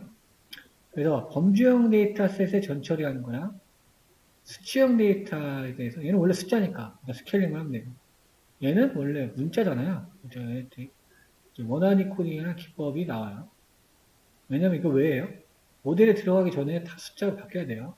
얘는 모델에 들어가기 전에 문자니까 안 되겠죠. 그래서 그거를 하는 기법. 이거 숫자였고 다 수치형이었죠? 근데 해안 접근 맞아 여기였죠. 오션 프록시미티라는 피처에서 5개의 범주가 있었어요. 뭐 1시간 이내, 섬, 내륙 이런 게 있었어요. 얘네를 범주형 데이터로 바꾸겠다는 얘기예요. 그러니까 범주형 수치형 데이터, 범주형 데이터를 수치형 데이터 바꾸겠다. 뭐 말은 그럴싸한데 그냥 0101로 바꾸는 거예요. 0101로. 0101로 바꾸는 거예요. 그러니까 이제 행렬로 표현이 되면은 뒤에 이제 비슷한 예제가 나올 거예요. 5개로 늘어나게 되면서 해당 값만 1번으로 체크하고 나머지 다 0.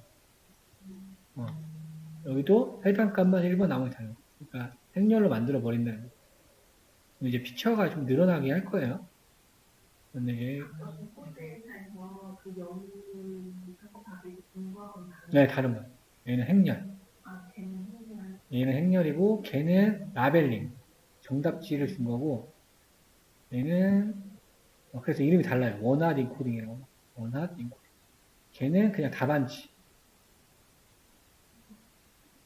엠리스 데이터셋 같은 경우에는 실제로 0부터 9까지 데이터셋이 되어 있는데 실제로 답안지 정수 라벨링도 0, 1, 2, 3, 4로 하는 거죠. 근데 걔는 똑같으니까 이렇게 매핑이 되는 거예요. 예를 들어서 뭐 강아지, 고양이 이런 거 데이터셋을 막 만들었어요 우리가. 도구도 있고 그다음에 뭐 사람도 있고 펄슨. 그러면 리스트에 넣어준 대로 적용이 돼요. 그러니까 딥러닝에서 쓰는 기법인데, 그럼 얘가 0번이에요. 답은 무조건. 1번, 2번. 그러니까 모델은 이런 거 몰라요. 0이 고양이다라고 하면 아는 거예요. 0번이 고양이의 사진이다. 이렇게 아는 거예요. 1번이, 왜냐면 이걸 알아듣지 못하기 때문에. 아까 붓꽃 데이터셋이 이렇게 알아들어져 있는 거고요. 얘는 원하니 코딩이라는 거는, 열에 이제 해당값이 있는 거예요. 여기가 1시간 이내. 여기가 내륙, 섬, 이렇게 피처 네임이 생기고요.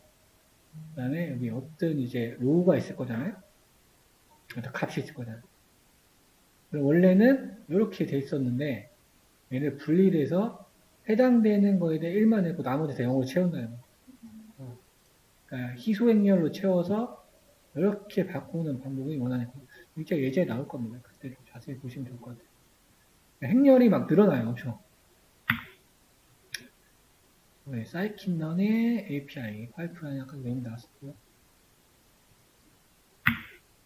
API라는 용어는 뭐 반드시 알아야 되겠죠. 계속 나오는 거니까. 우리 웹 API 데이터 사이언스 했었죠? 애플리케이션 프로그램 인터페이스. 간단하게 말해서 응용 프로그램이다. 그래서 뭐 함수가 될 수도 있고, 클래스가 될 수도 있고, 모듈이 될 수도 있고, 굉장히 약간 큰 의미를 가지는 단어고요. 그래서 여기 우리 인공지능 특히 사이킬러 라이브러리에서는 사이킬러 라이브러리를 가져다 쓰는 거, 얘도 API라고 합니다. 우리 지금 계속 사이킬러 라이브러리에 클래스 메소드 가져다 쓰고 있죠. 아까 디시전 트리도 마찬가지고, 거기에 있는 모델도 마찬가지고. 거기서 좀 통용적으로 쓰인다라고 보시면 될 것 같아요. 여기서 주로 쓰는 것들, 사이킨런 API 중에서 일반적으로 3개의 클래스. 인스턴스다라는 건 뭐예요? 객체다라는 얘기죠, 객체. 여기 에스티메이터라는 추정기가 나옵니다. 추정하다는 의미가 가지고 있죠. 이름 자체가 추정기니까. 핀 메서드를 지원하는 클래스 인스턴스. 변환기와 예측 기술 중에 하나다. 추정기를 통해서 우리가 핏 함수를 호출할 수 있는 거예요. 핏이라는 거는 사이켄드 라이브를 가지고 있는 함수니까요. 그 다음에 트랜스폼 중에 소개를 하고 있죠.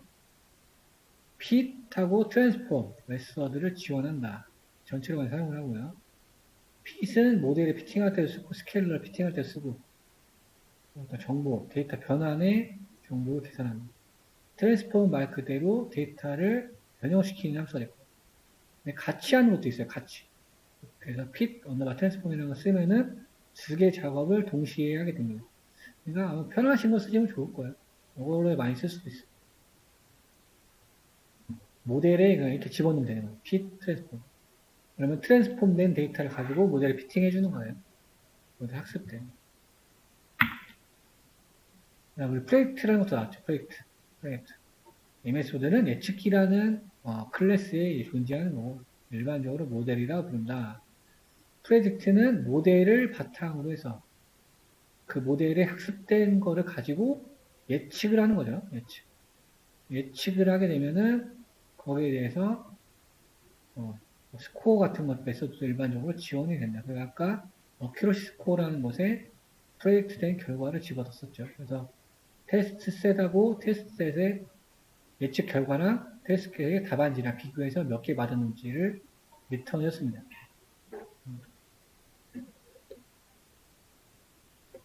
그런데 위에 있는 이렇게 뭐 변환기, 추정기, 예측기 이런 경우는 잘 쓰진 않아요. 안에 있는 함수들 중요하니까 핏 함수, 트랜스폼 함수, 핏 트랜스폼 함수, 프로젝트 함수만 기억하시면 돼요. 이것도 이제 API 중에 심플 임퓨터라는 변환기라는 게 있는데, 그거를 쓰게 되면은 이 난값이라는 걸 조금 쉽게 처리할 수 있는 어떤 이제 라이브러리를 소개를 하고 있는 거예요. 근데 굳이 안 쓰셔도 돼요. 저거 안 쓰고 우리가 결책 채우는 거는 많이 했기 때문에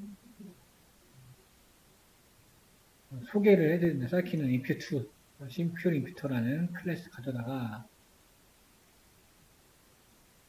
여기죠, 여기 임퓨터. 전략, 스트레지, 메디안. 그리고 여기서 이 객체로 접근해서 핏 트랜스폼 하면은 다 메디안 적용을 해준다는 얘기죠. X는 어떻게 되는 거예요? 결측이 다 중위 값으로 채워졌다는 얘기죠. 이렇게 채우는 방법도 있다.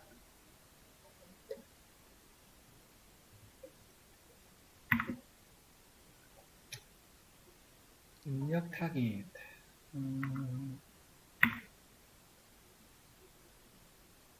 이거는 너무 약간, 여기 보죠. 원하는 코딩. 사이킨런 머신러닝 모델은 일반적으로 문자열과 같은 텍스트 데이터를 알아듣지 못한다. 원래 이거 5개 범주 이렇게 있었죠? 얘를 원하는 코딩을 하게 되면은 해당 카테고리의 특성값이 1이 되는 거예요. 여기 지금 1 됐죠? 1. 나머지 애들은 다 0으로 바뀌어요. 이렇게. 왜냐면은 순서가 지금 아일랜드가 첫 번째 있잖아요. 여기만 1. 나머지 다 0. 요게 원한 인코딩이라는 거예요. 원한 인코딩. 원 기억하시면 돼요. 숫자 1. 나머지는 다 0이 돼요. 그러니까 매핑되는 것만 1로 바뀌고 나머지는 0이 된다. 근데 피처가 얼마 없을 때는 뭐 나쁘지 않겠지만 피처들이 엄청나게 많으면은 이렇게 하게 되면은 0으로 된 행렬이 엄청 많이 생기기 때문에 연산 속도가 조금 느려질 가능성이 좀 있겠죠. 원하는 코딩. 원하는 코더는 이렇게 가져오면 됩니다. 전처리 모듈에 원하는 코더 가져오면 되고 원하는 코더도 있고 판다스에도 있어요. 판다스에 더미라는 게 있어요. 더미.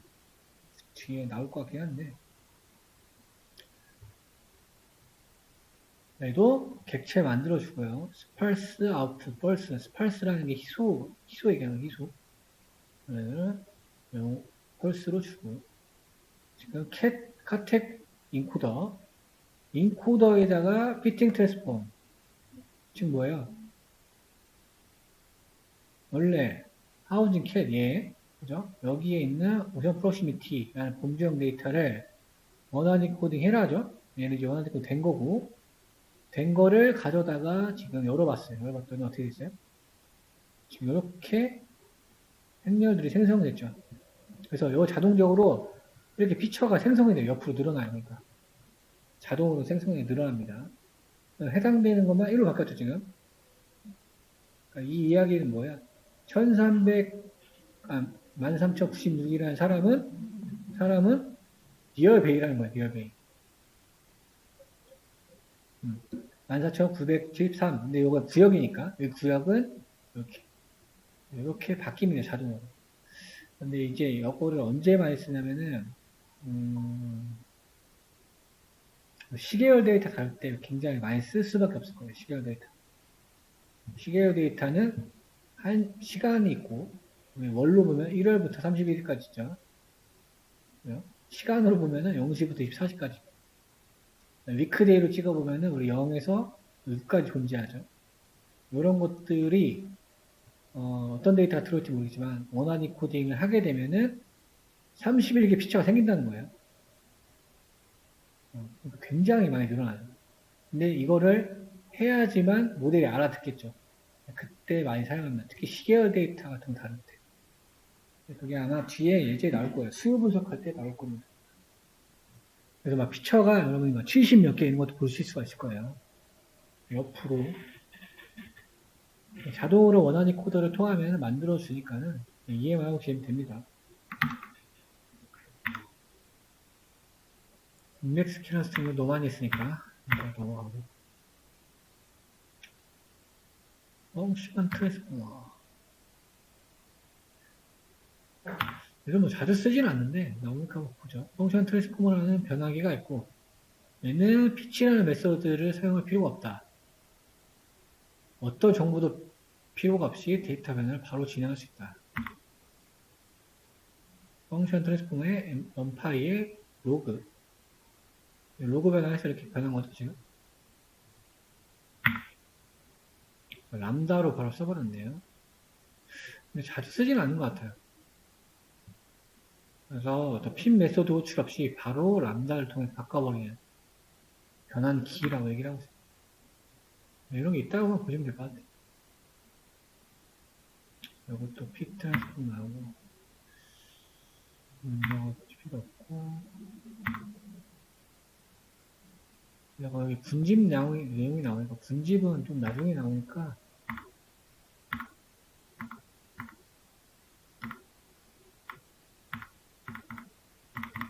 약간 전체적인 내용이 조금 포함되어 있어서 예제를 포함이 될 텐데. 오늘 거 하나 더 들어있죠? 레이블 원하는 코딩은 직접 한번 해보겠습니다. 되게 쉬워요. 실습을 해야지 이해가 되니까.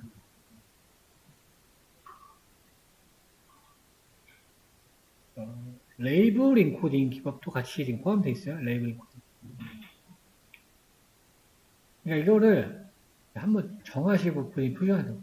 라벨이라고 이제 읽는 사람 있고, 레이블이라고 읽는 사람 있고, 저도 가끔 뭐 다르게 읽을 때가 있어요. 저는 라벨이라고 많이 하는데, 네. 레이블, 라벨, 이렇게 많이 읽습니다. 근데 뭐 틀린 건 아니니까. 얘도 전처리에 라벨 인코더라는 거 가져오고요. 아이템스라는 것도 인위적으로 값을 만들어 놨어요. TV, 냉장고, 전자레인지, 뭐 컴퓨터 선풍기, 믹서.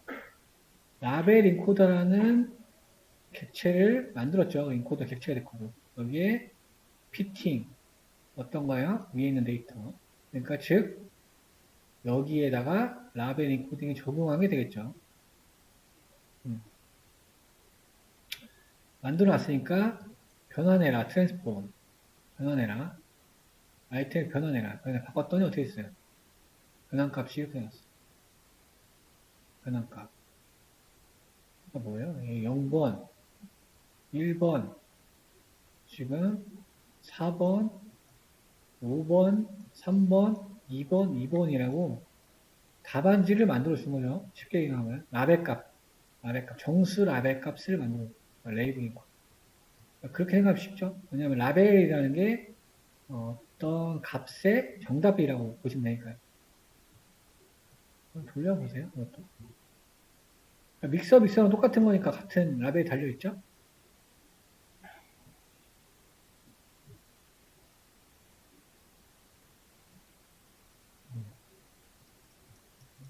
(0번) (1번) (4번) (5번) (3번) 똑같은 거 (2번) (2번) 트랜스폼 하니까 실제 값이 스트링 데이터가 정수로 바뀌었죠. 인코딩에서. 그 다음에 우리 이제 객체니까 객체에 접근할 수가 있어요. 이렇게 객체에 보통 언더바 달려있는 것들은 우리 파이썬 때 배웠지만 객체 변수예요. 객체 변수. 객체의 변수에 접근하는 거야. 클래시스라고. 뭐냐? 이게 뭐냐를 얘기하는 거예요. 원본도 얘기죠. 원본. 뭘로 지금 작업을 했냐 이거예요. 보면 0, 1, 2, 3, 4, 5죠. 얘는 지금 레이블 인코딩 작업했다는 거예요. 이 객체는 가지고 있는 클래스 변수는 이렇게 얘가 일을 했다고 하는 겁니다. 학습한 답안지를 보여준 거예요. 맞죠? 지금 보면 0번, 냉장고 1번, 믹서가 2번이잖아요. 믹서 2번, 선풍기 3번. 그죠? 전자레인지 4번, 컴퓨터 6번. 아무튼 3번인가? 뭐야? 냉장고 똑같이 있네. 0, 1, 2, 3, 4, 5. 맞죠? 5번. 쉽죠? 그 다음에 이제 자주 쓰는 함수예요. 원본으로 돌리는 거. 인버스. 거꾸로 돌린다. 거꾸로 트랜스폼 하니까 해당되는 라벨 값 지정해놓고 리버스 돌려버리면은 이 번호에 맞게끔 나올 거예요. 그럼 4번이 얘가 0, 1, 3, 4니까 0, 1, 2, 3, 4니까 전자레인지, 컴퓨터, 믹서, TV, 냉장고, 선풍기 나오는 거죠. 그래서 원래 원본으로 바꾸는 게 되겠네요. 요거 넣어서 돌리면 어떻게 돼요? 요 그대로 출력되는 거죠. 그래서 얘가 레이블 인코더다.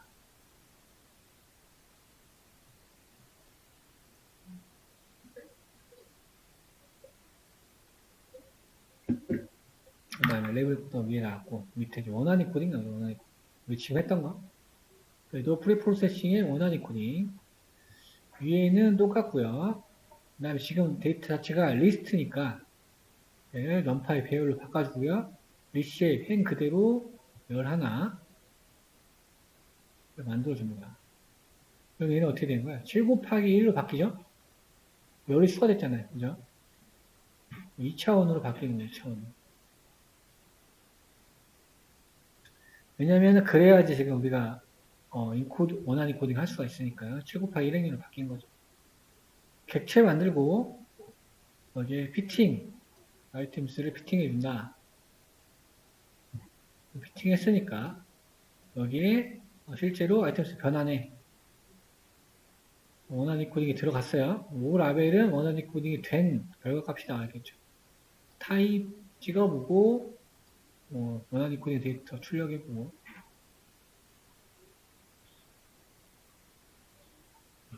잠깐만요. 실행해보면 되겠죠. 실행 결과 첫 번째 보시면 나오죠. 00, 10 뭐 이렇게 나오고 올 아베스라는 거 얘를 변환됐다고 지금 맵핑된 게 나오는 거예요. 뭐야? 여기 보시면 쥐플로 돼 있고 그 다음에 출력된 거 여기 치니까 올 아베스를 to array 그러니까 배열로 보내라가 되는 거죠. 배열로 보내라. 그렇게 지금 희소 행렬로 돼 있던 게 밀집 행렬로 바뀐다. 해당되는 값이 1이 채워지는 얘기죠.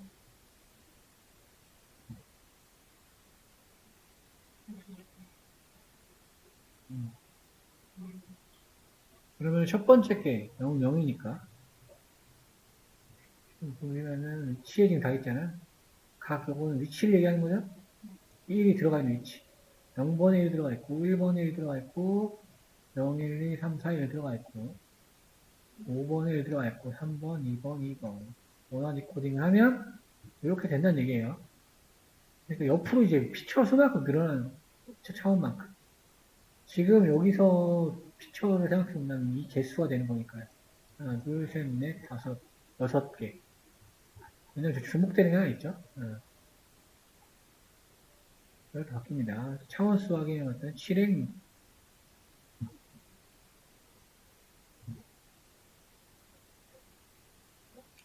얘도 판다스에서 쓰는, 지금 나오는 getDomis라는 함수. 네, 바로 얘는 원하는 거 적용돼요. 적용이니까 어떻게 돼요? true, false, 똑같죠?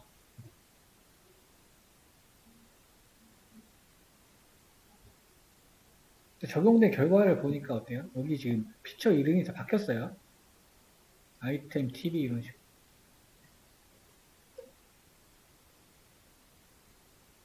그러니까 첫 번째 데이터는 TV에 적중하니까 true이고 나머지 다 false고 두 번째 데이터 냉장고니까 냉장고만 true 되고 다 false로 채워지고 세 번째 데이터는 왜냐면 이게 어떻게 되는 거예요? 아이템이 열 제목이니까 얘네는 밸류로 밑으로 따라오잖아요. 그죠? 그러니까 원래는 여기가 TV, 냉장고 이런 수는 오는 거잖아요. 열이 각 로가 그게 된다는 거죠. 해당되는 것만 true가 되고 그러니까 이쪽 방향으로 피처들이 들어간다 보면 행렬을 만들어줘요. 다 여기는 행렬을 바꾸면 0인 거죠. 0, 0, 0. 적중되는 true는 다 1, 1, 1. 요게 원한 인코딩이라고 이해하시면 되겠습니다. 나중에 이제 날짜 같은 거 분석해 보시면은 이제 막 여기가 1일부터 31일까지 생기는 거예요. 해당돼 적중되는 날짜만 true가 되고 나머지 다 false가 돼요. 모델을 넣기 위해서. 왜냐면은 어느 일자에 대한 특성을 분석하고 싶을 때가 있잖아요. 모델에 학습시키고 싶을 때. 그죠? 뭐 유난히 연초 1월 1일 날 뭘 많이 하더라. 1월 31일 날 뭘 하더라.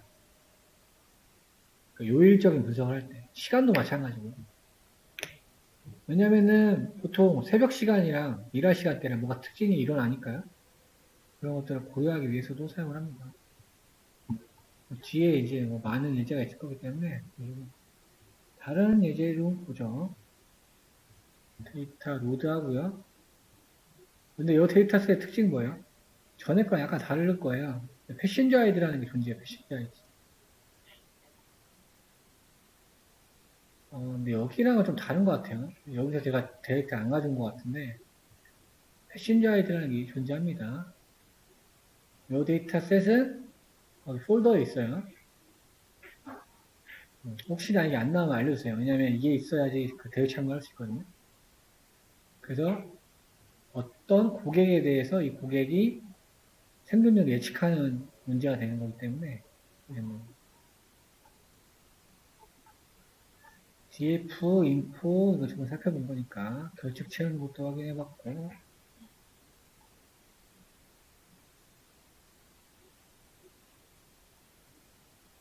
그리고 뭐 특이하게 성별 분포, 밸류 카운트로 성별 분포, 그다음에 케빈은 어떤 자석 얘기하는 거고 얘는 그런 이제 한국 얘기하는 거예요, 한국. 여러 군데 한국 포인트 얘기하는 건데 별 필요 없는 피처긴 한데 찍은 부분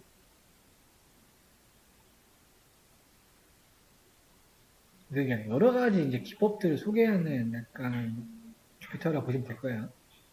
얘 같은 경우는 원래 이제 앞에 이렇게 뭐가 붙다 보니까 마음에 안 들어서 앞 글자만 슬래싱 해가지고 걔를 이제 이런 식으로 바꿨다는 얘기예요. 뒤에서 잘라버렸다는 얘기죠. 숫자 같은 거. 여러 전처리 기법 사용을 했고 그룹 바이 필터 조건 이렇게 정의하면 뭐예요?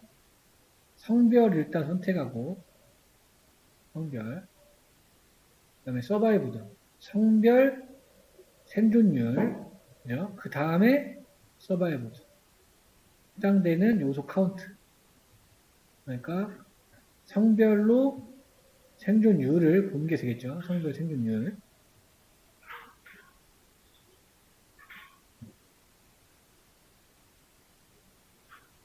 0이 사망자죠. 사망자 1이 생존한 사람이고 10원에서 바플러스로 성별에서 그래프 간단하게 그려본 거예요. 우리 검은색 막대는 실내 구간 얘기하는 거지. 여성의 생존율이 많이 높다.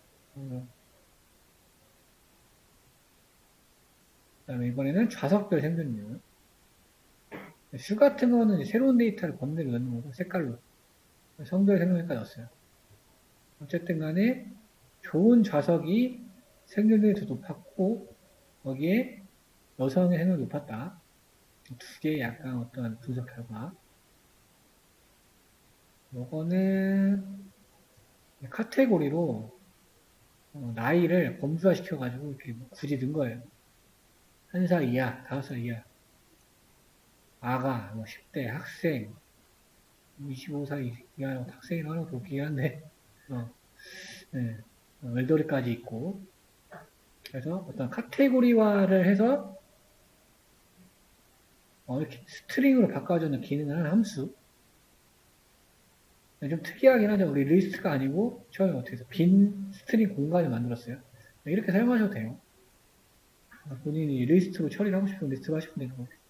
지금 같은 경우에 조인 함수 쓰기 싫고 이 상태로 쓰고 싶으니까 이렇게 스트링 빈 공간을 만들어서 사용할 수도 있습니다. 그리고 해당되는 거에 맞는 텍스트만 딱 리턴이 되는 거죠. 이 조건에 맞는 나이가 들어오게 되면요. 전달값을 나이로 받으니까. 그래서 밑에는 나이별로 구분을 한 거니까 연령대별 생존율을 분석하게 되는 거죠. 분석하고 그래프까지 띄워보는 거. 성별도 마찬가지 슈로 넣어가지고 표현을 시키고요. 생존율이 제일 높은 거. 일단 여성들의 생존율이 전체적으로 다 높죠. 아이들 빼놓고. 언노운은 이렇게 많아요. 언노운은 지금 뭐예요? 특징들을 볼 수가 있다. 보면은, 이쪽이 더 생존율이 높죠? 여기. 유아계층. 근데 배경 지식을 통하자면은 실제로 이렇다고 해요. 실제로 그 사건에서 타이타닉 사건은 그렇게 됐다고 하죠. 나가지고 뭐 그 위에 있는 사람들만 많이 살아남았고 그 중에서도 다 건져 올려가지고 주변에 있는 배가 모여서 진짜 우리가 알고 있던 매뉴얼대로 어린아이들과 노약자, 여성부터 구출했다고 합니다. 약간 그런 특징들을 보여주는 이쪽이 높으니까 생존율이 다른 데보다 그렇죠? 원노는 확인을 좀 해봐야 되겠죠. 이거는.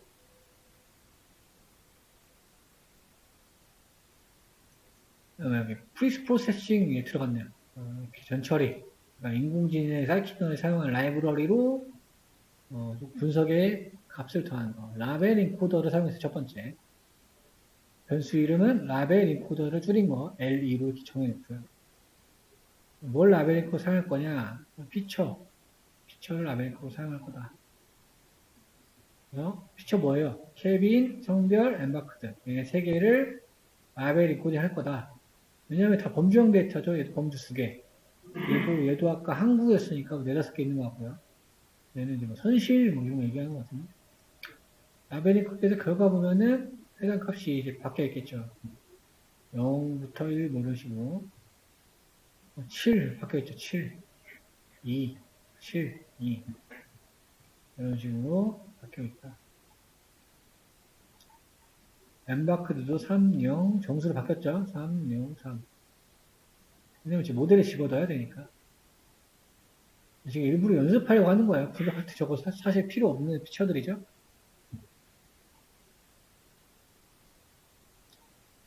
그래서 지금까지 조금 썼던 것들을 뭐 함수화 시켜놓은 부분들이 좀 있어요. 얘는 필 아니까 결측 채우는 함수. 얘는 불필요한 피처 제거하는 함수. 얘는 아까 포매팅, 아까 케빈이라는 피처에 앞글자 마음에 안 들어가지고 바꾼 함수. 얘는 위에 있는 거 3개를 한 번에 처리할 수 있도록 만든 함수. 위에서부터 결측 채우고 불필요한 피처 제거하고 포맷 마음에 안 드는 거 수정하고 나중에 이 함수 하나만 콜하면은 3개의 작업이 한 번에 처리가 되겠죠. 그래서 전 처리된 GF를 받겠다 라고 이렇게 구현해놓은 겁니다. 그래서 중요한 건 우리 트레이스에서 서바이브드라는 피처는 얘는 Y죠, Y. 타겟이기 때문에 얘를 빼서 얘를 Y로 해놔야 되겠죠.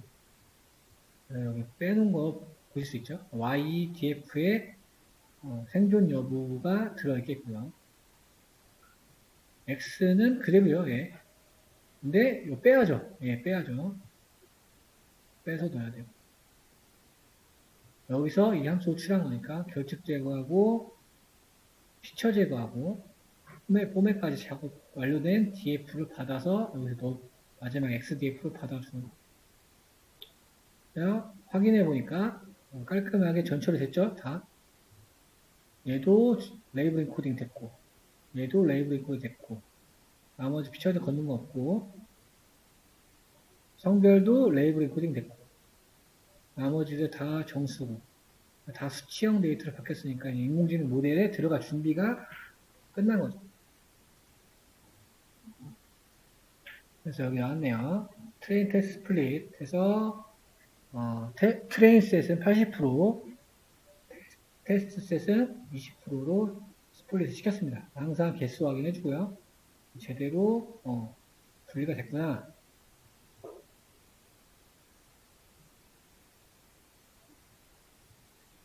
Y트레인이 헤드 찍어왔어요. Y트레인. 이건 뭐예요? 테스트 셋의 헤드죠. 지금 우리가 지금 말하고 있는 이 Y트레인은 그죠? 원래 train.csv에서 20%를 분리해서 만든 그 데이터의 지금 헤드 부분을 보고 있는 거예요. 근데 이제 원본에서 test.csv는 별도로 존재합니다. 실제로는 트레인셋을 가지고 모델을 만들고 이걸로 나중에 실제 테스트를 해서 생존 여부를 예측을 하셔야 되는 거예요. 그러니까 지금 이 개념들이 되게 중요해요. 지금 어제 8대20을 쪼갰다. 근데 이제 원래 이 원본 데이터는 train.csv였죠. 그래서 개수가 몇 개죠? 891개인가요, 그러면? 891개. 그래서 다 달라요, 이게. 타이타닉 데이터셋도 어디서 로드를 해왔느냐에 따라 달라요. 여기서 이제 여러 가지 모델이 나오는데, 이거 보기만 하세요. 아직 그게 배운 건 아니니까. 배운 거 아니고. 모델 3개예요, 모델 3개. 인공지능 모델 3개. 모델 3개를 각각 만들어가지고 앞 글자 딴 거예요. DT도 DT, RF, LR 앞에 딴 거. 모델 3개를 만들어서 각 모델에다가 피팅해 준 거죠. 피팅해 주고 예측하고 각 모델에 피팅해 주고 예측하고 각 모델에 피팅해주고 예측하고. 그 다음에 각 모델의 정확도 찍어본 겁니다. 지금 제일 좋은 게 뭐냐? RF가 제일 좋다고 하죠. 이거는 이제 다 배울 거예요. 지금은 약간 인공지능 모델을 쓰는 방법. 규칙은 똑같죠. 피팅하고 테스트에 넣어주고, 프레딕트.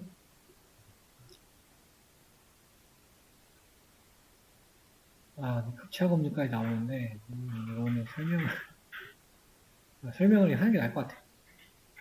교차 검증.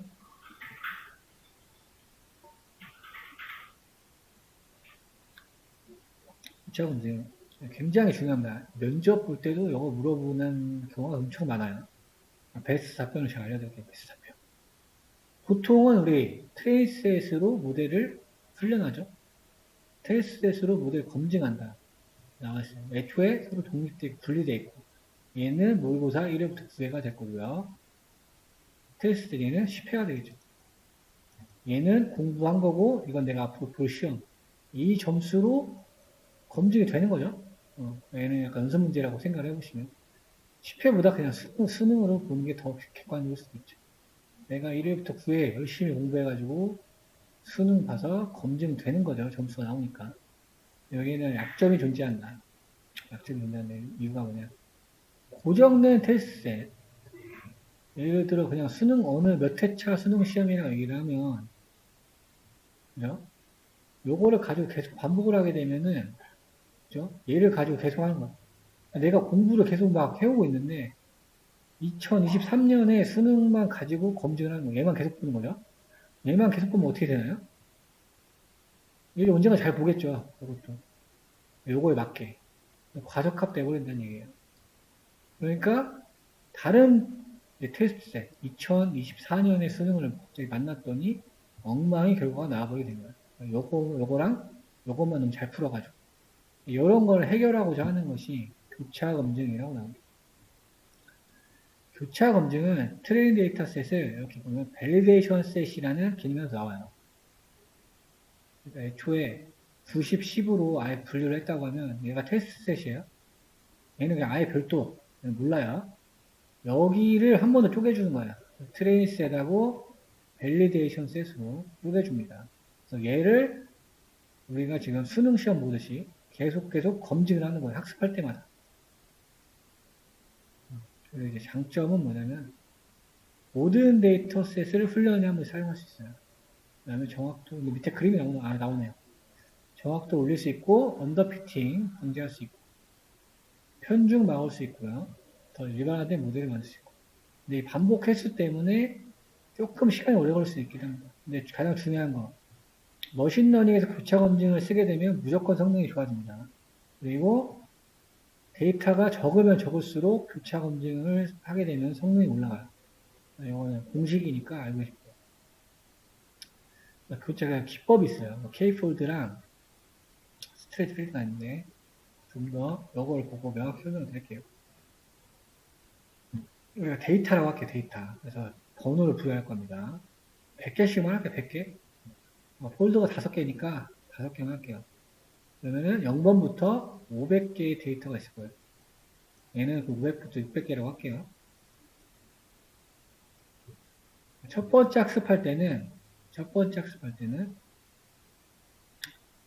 얘를 검증셋으로 만드는 거예요. 검증셋. 1번, 0번부터 100번은 내가 학습을 안 하고요. 0번부터 100번 학습을 안 하고 검증셋으로 분류시켜 놓고 200번부터 500번까지 학습을 해요. 모의고사 2회부터 5회까지 풀고 1번을 보고 테스트하는 거예요. 이걸 보고 1회차를 풀어본다는 거예요. 그러면 내가 이제 몇 개 틀었냐 계산이 나오잖아요. 결과 적어놔요. 점수. 80점. 두 번째 때는 2회차 거를 검증셋으로 만들고요. 그러니까 100번부터 200번이 되겠죠.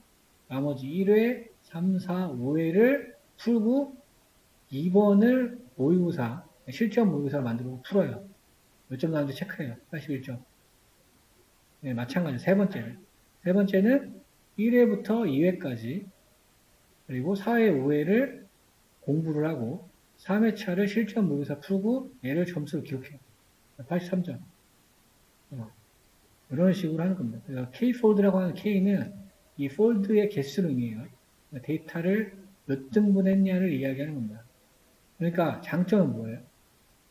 우리가 테스트 데이터 같은 건 하나를 딱 고정시켜 놓고 얘로만 검증을 하는 거잖아요.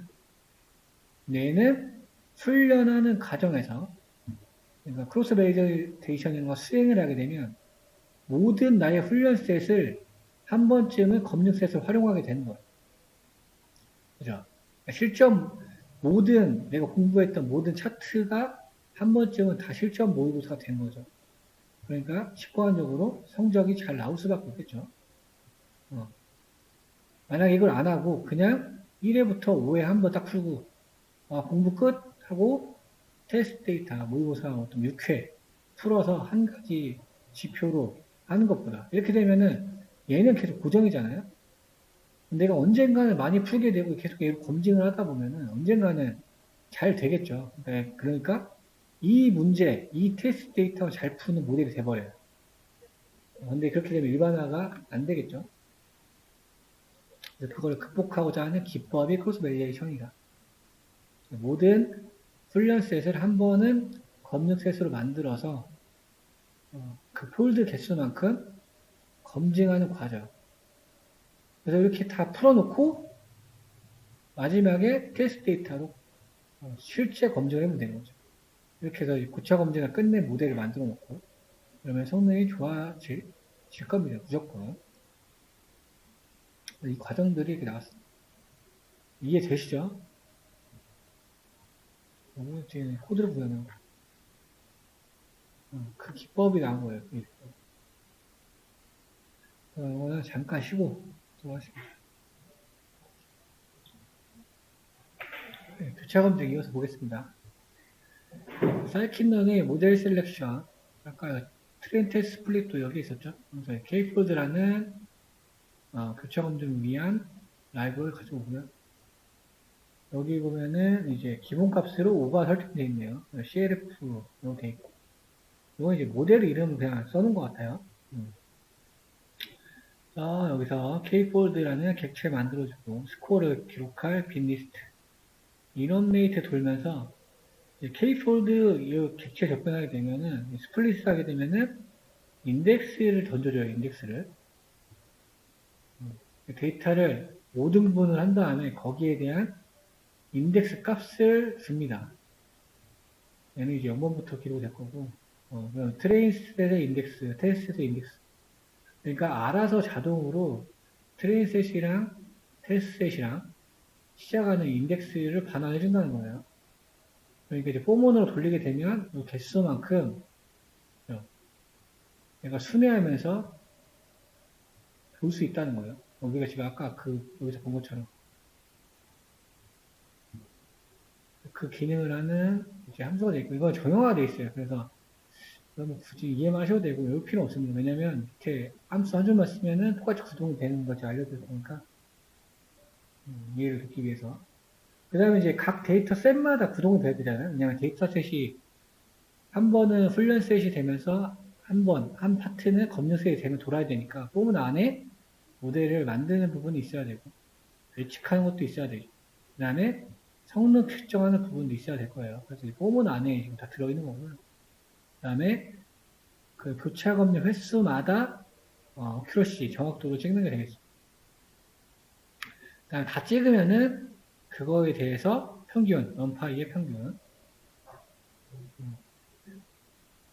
여기서 함수 추출하니까 교차 검증 5번 했을 때 각각 어느 한 파트를 검증 셋을 활용해서 검증을 해봤을 때 어큐러시들이 나왔습니다. 여기에 평균이 여기 너무 낮게 나왔는데 왜 이래? 그때는 69%가 나왔네요. 이거 좀 난해하긴 한데 이렇게 나왔는지 모르겠어요. 여기에 이제 위에 있는 거 너무 기니까 좀 어려울 수 있잖아요.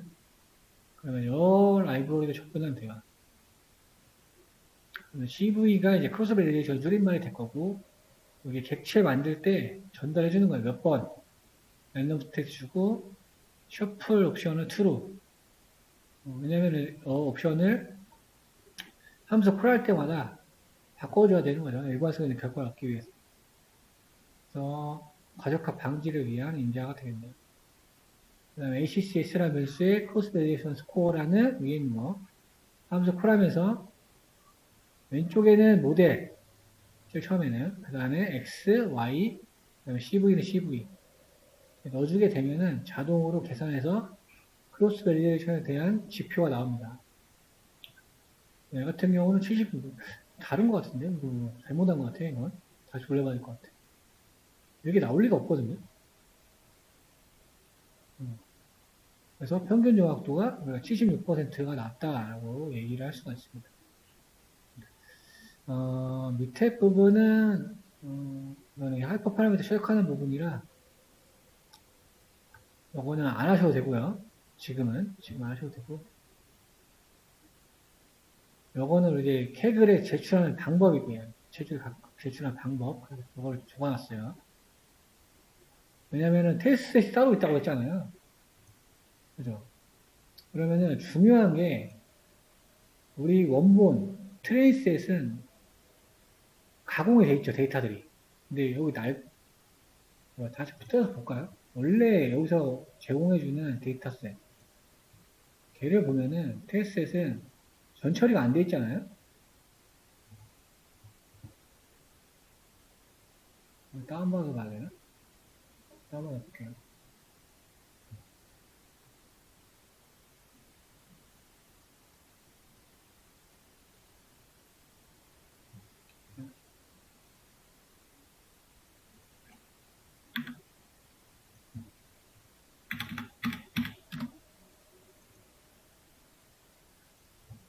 이게 보시면 이게 테스트 CSV인데 얘는 전처리가 안 돼 있죠. 전처리가 안 돼 있잖아요, 다. 그죠? 여기도 안 돼 있고. 테스트셋은.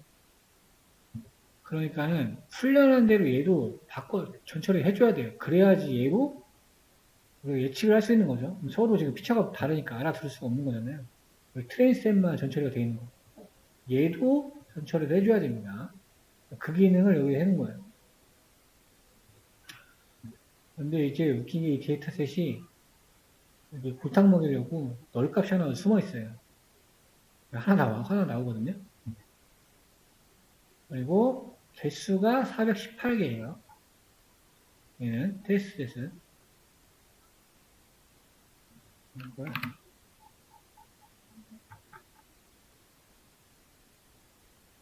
이렇게 선택하면 안 되고, 이렇게 선택해야 되나?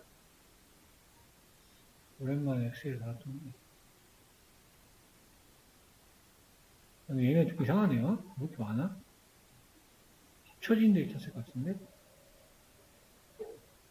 요거는 제가 파일 수정해야 될 것 같아요. 원래 라인이 418이 맞아요. 랭스. 왜냐면 이거 문서에 그렇게 나오기 때문에, 캐그레. 그래서 테스트 셋도 전처리한 거를 원래 트레이스에 전처리한 거 똑같이 맞춰주고 나서, 그냥 아까 여기 있잖아요. 결칙 있는 거를 결칙 처리를 했어요. 저 같은 경우는 그냥 평균으로 채웠고요. 그 다음에 여기서 예측을 하는 거죠. 그러니까 트레이셋이랑 다 동일하니까. 위에서 만들어놨던 모델로 현재 이 데이터셋을 예측하면 되는 거죠. 그러면은 test.csv에 대한 예측값이 출력이 될 거고요. 들어가겠죠, 여기. 길이도 앞뒤 418 나오겠죠. 그럼 얘는 뭐예요? 생존했다, 1번 행위 생존했다, 안 했다, 했다, 안 했다를 모델이 예측한 결과가 좀 나올 거예요. 근데 캐글에 제출하는 서식이 왼쪽 첫 번째 열이 패신저 아이디예요. 그래서 패신저 아이디라는 걸 만들어줘야 돼요. 근데 원본에 있죠? 테스트 아이디 여기 보면 아까 있었어요. 그 다음에 오른쪽 두 번째 열이 서바이브. 그러니까 요거는 내가 예측한 값을 넣어줘야 되겠죠. 이렇게 데이터 프레임을 만든 다음에 얘를 toCSV로 출력해야 돼요. 인덱스는 false로 해서. 그렇게 되면 이쪽에 이제 출력이 되겠죠. 그럼 최종적으로 제출 양식이 여기서 이제 나올 거예요.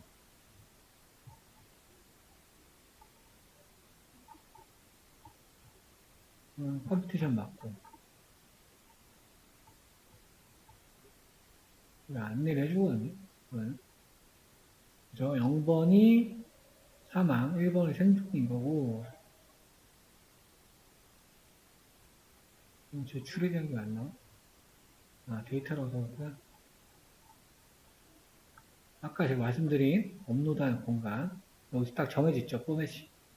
패신저 아이디가 첫 번째, 서바이브드가 오른쪽. 그래서 0과 1로 예측을 해야 된다.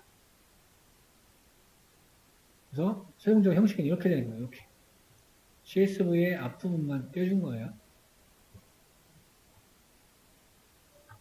GPU는 어큐러시 뽑으시면 돼요, 어큐러시. 여기 눌러보시면 CSV 파일 올리게 되면은, 케이글에 참여했다고 나오고, 자기 컴피티션이라고 해서 리더보드에 나와요. 저도 아마 있을 건데, 이거 보면은 제출 이력도 막 나오고요. 그래서 다 등수가 이렇게 매겨집니다. 이렇게 100% 나왔던 사람들은, 이거는 테스트 셋에 낀 거예요. 브라이트가. 이거는, 테스트 셋에 넣어서 한 친구들이 많아서 그렇고, 이게 왜냐면 너무 유명한 데이터셋이다 보니까, 테스트 셋을 학습시키면 100% 나오죠. 그래서 이제 보통 여기서 나오는 값보다 잘 안 나와요. 여기서 한 87이 나오면은 여기 한 5% 깎인다고 보시면 돼요. 왜냐면 여기에 있는 답안지는 모르기 때문에. 그렇게 구성이 되어 있습니다. 그래서 리더보드를 캡처 찍는 것까지 제출하고, 그게 이제 과제예요. 근데 지금 모델은 잘 모르잖아요. 우리가 오늘 했던 거 있죠. 여기 있던 거 그대로 복사해서 쓰시면 돼요. 여기 3개 모델. 요거는. 모델은 우리가 아직 공부를 안 했으니까. 이제 교차 검증까지 하고 하이퍼 파라미터까지 하면 좋은데 이것도 아직 안 했으니까. 근데 이게 잘 안 하시니까 제가 오늘 첫 시간부터 하라고 지금 말씀드리고 방법까지 다 알려드린 거예요. 그래서 이제 하이퍼 파라미터까지 추가하면 성능이 얼마나 나오는지 알겠죠. 지금 이제 성결 조건은 지금 제가 한 것처럼 몇 가지 뽑아내는 거 하시면 돼요.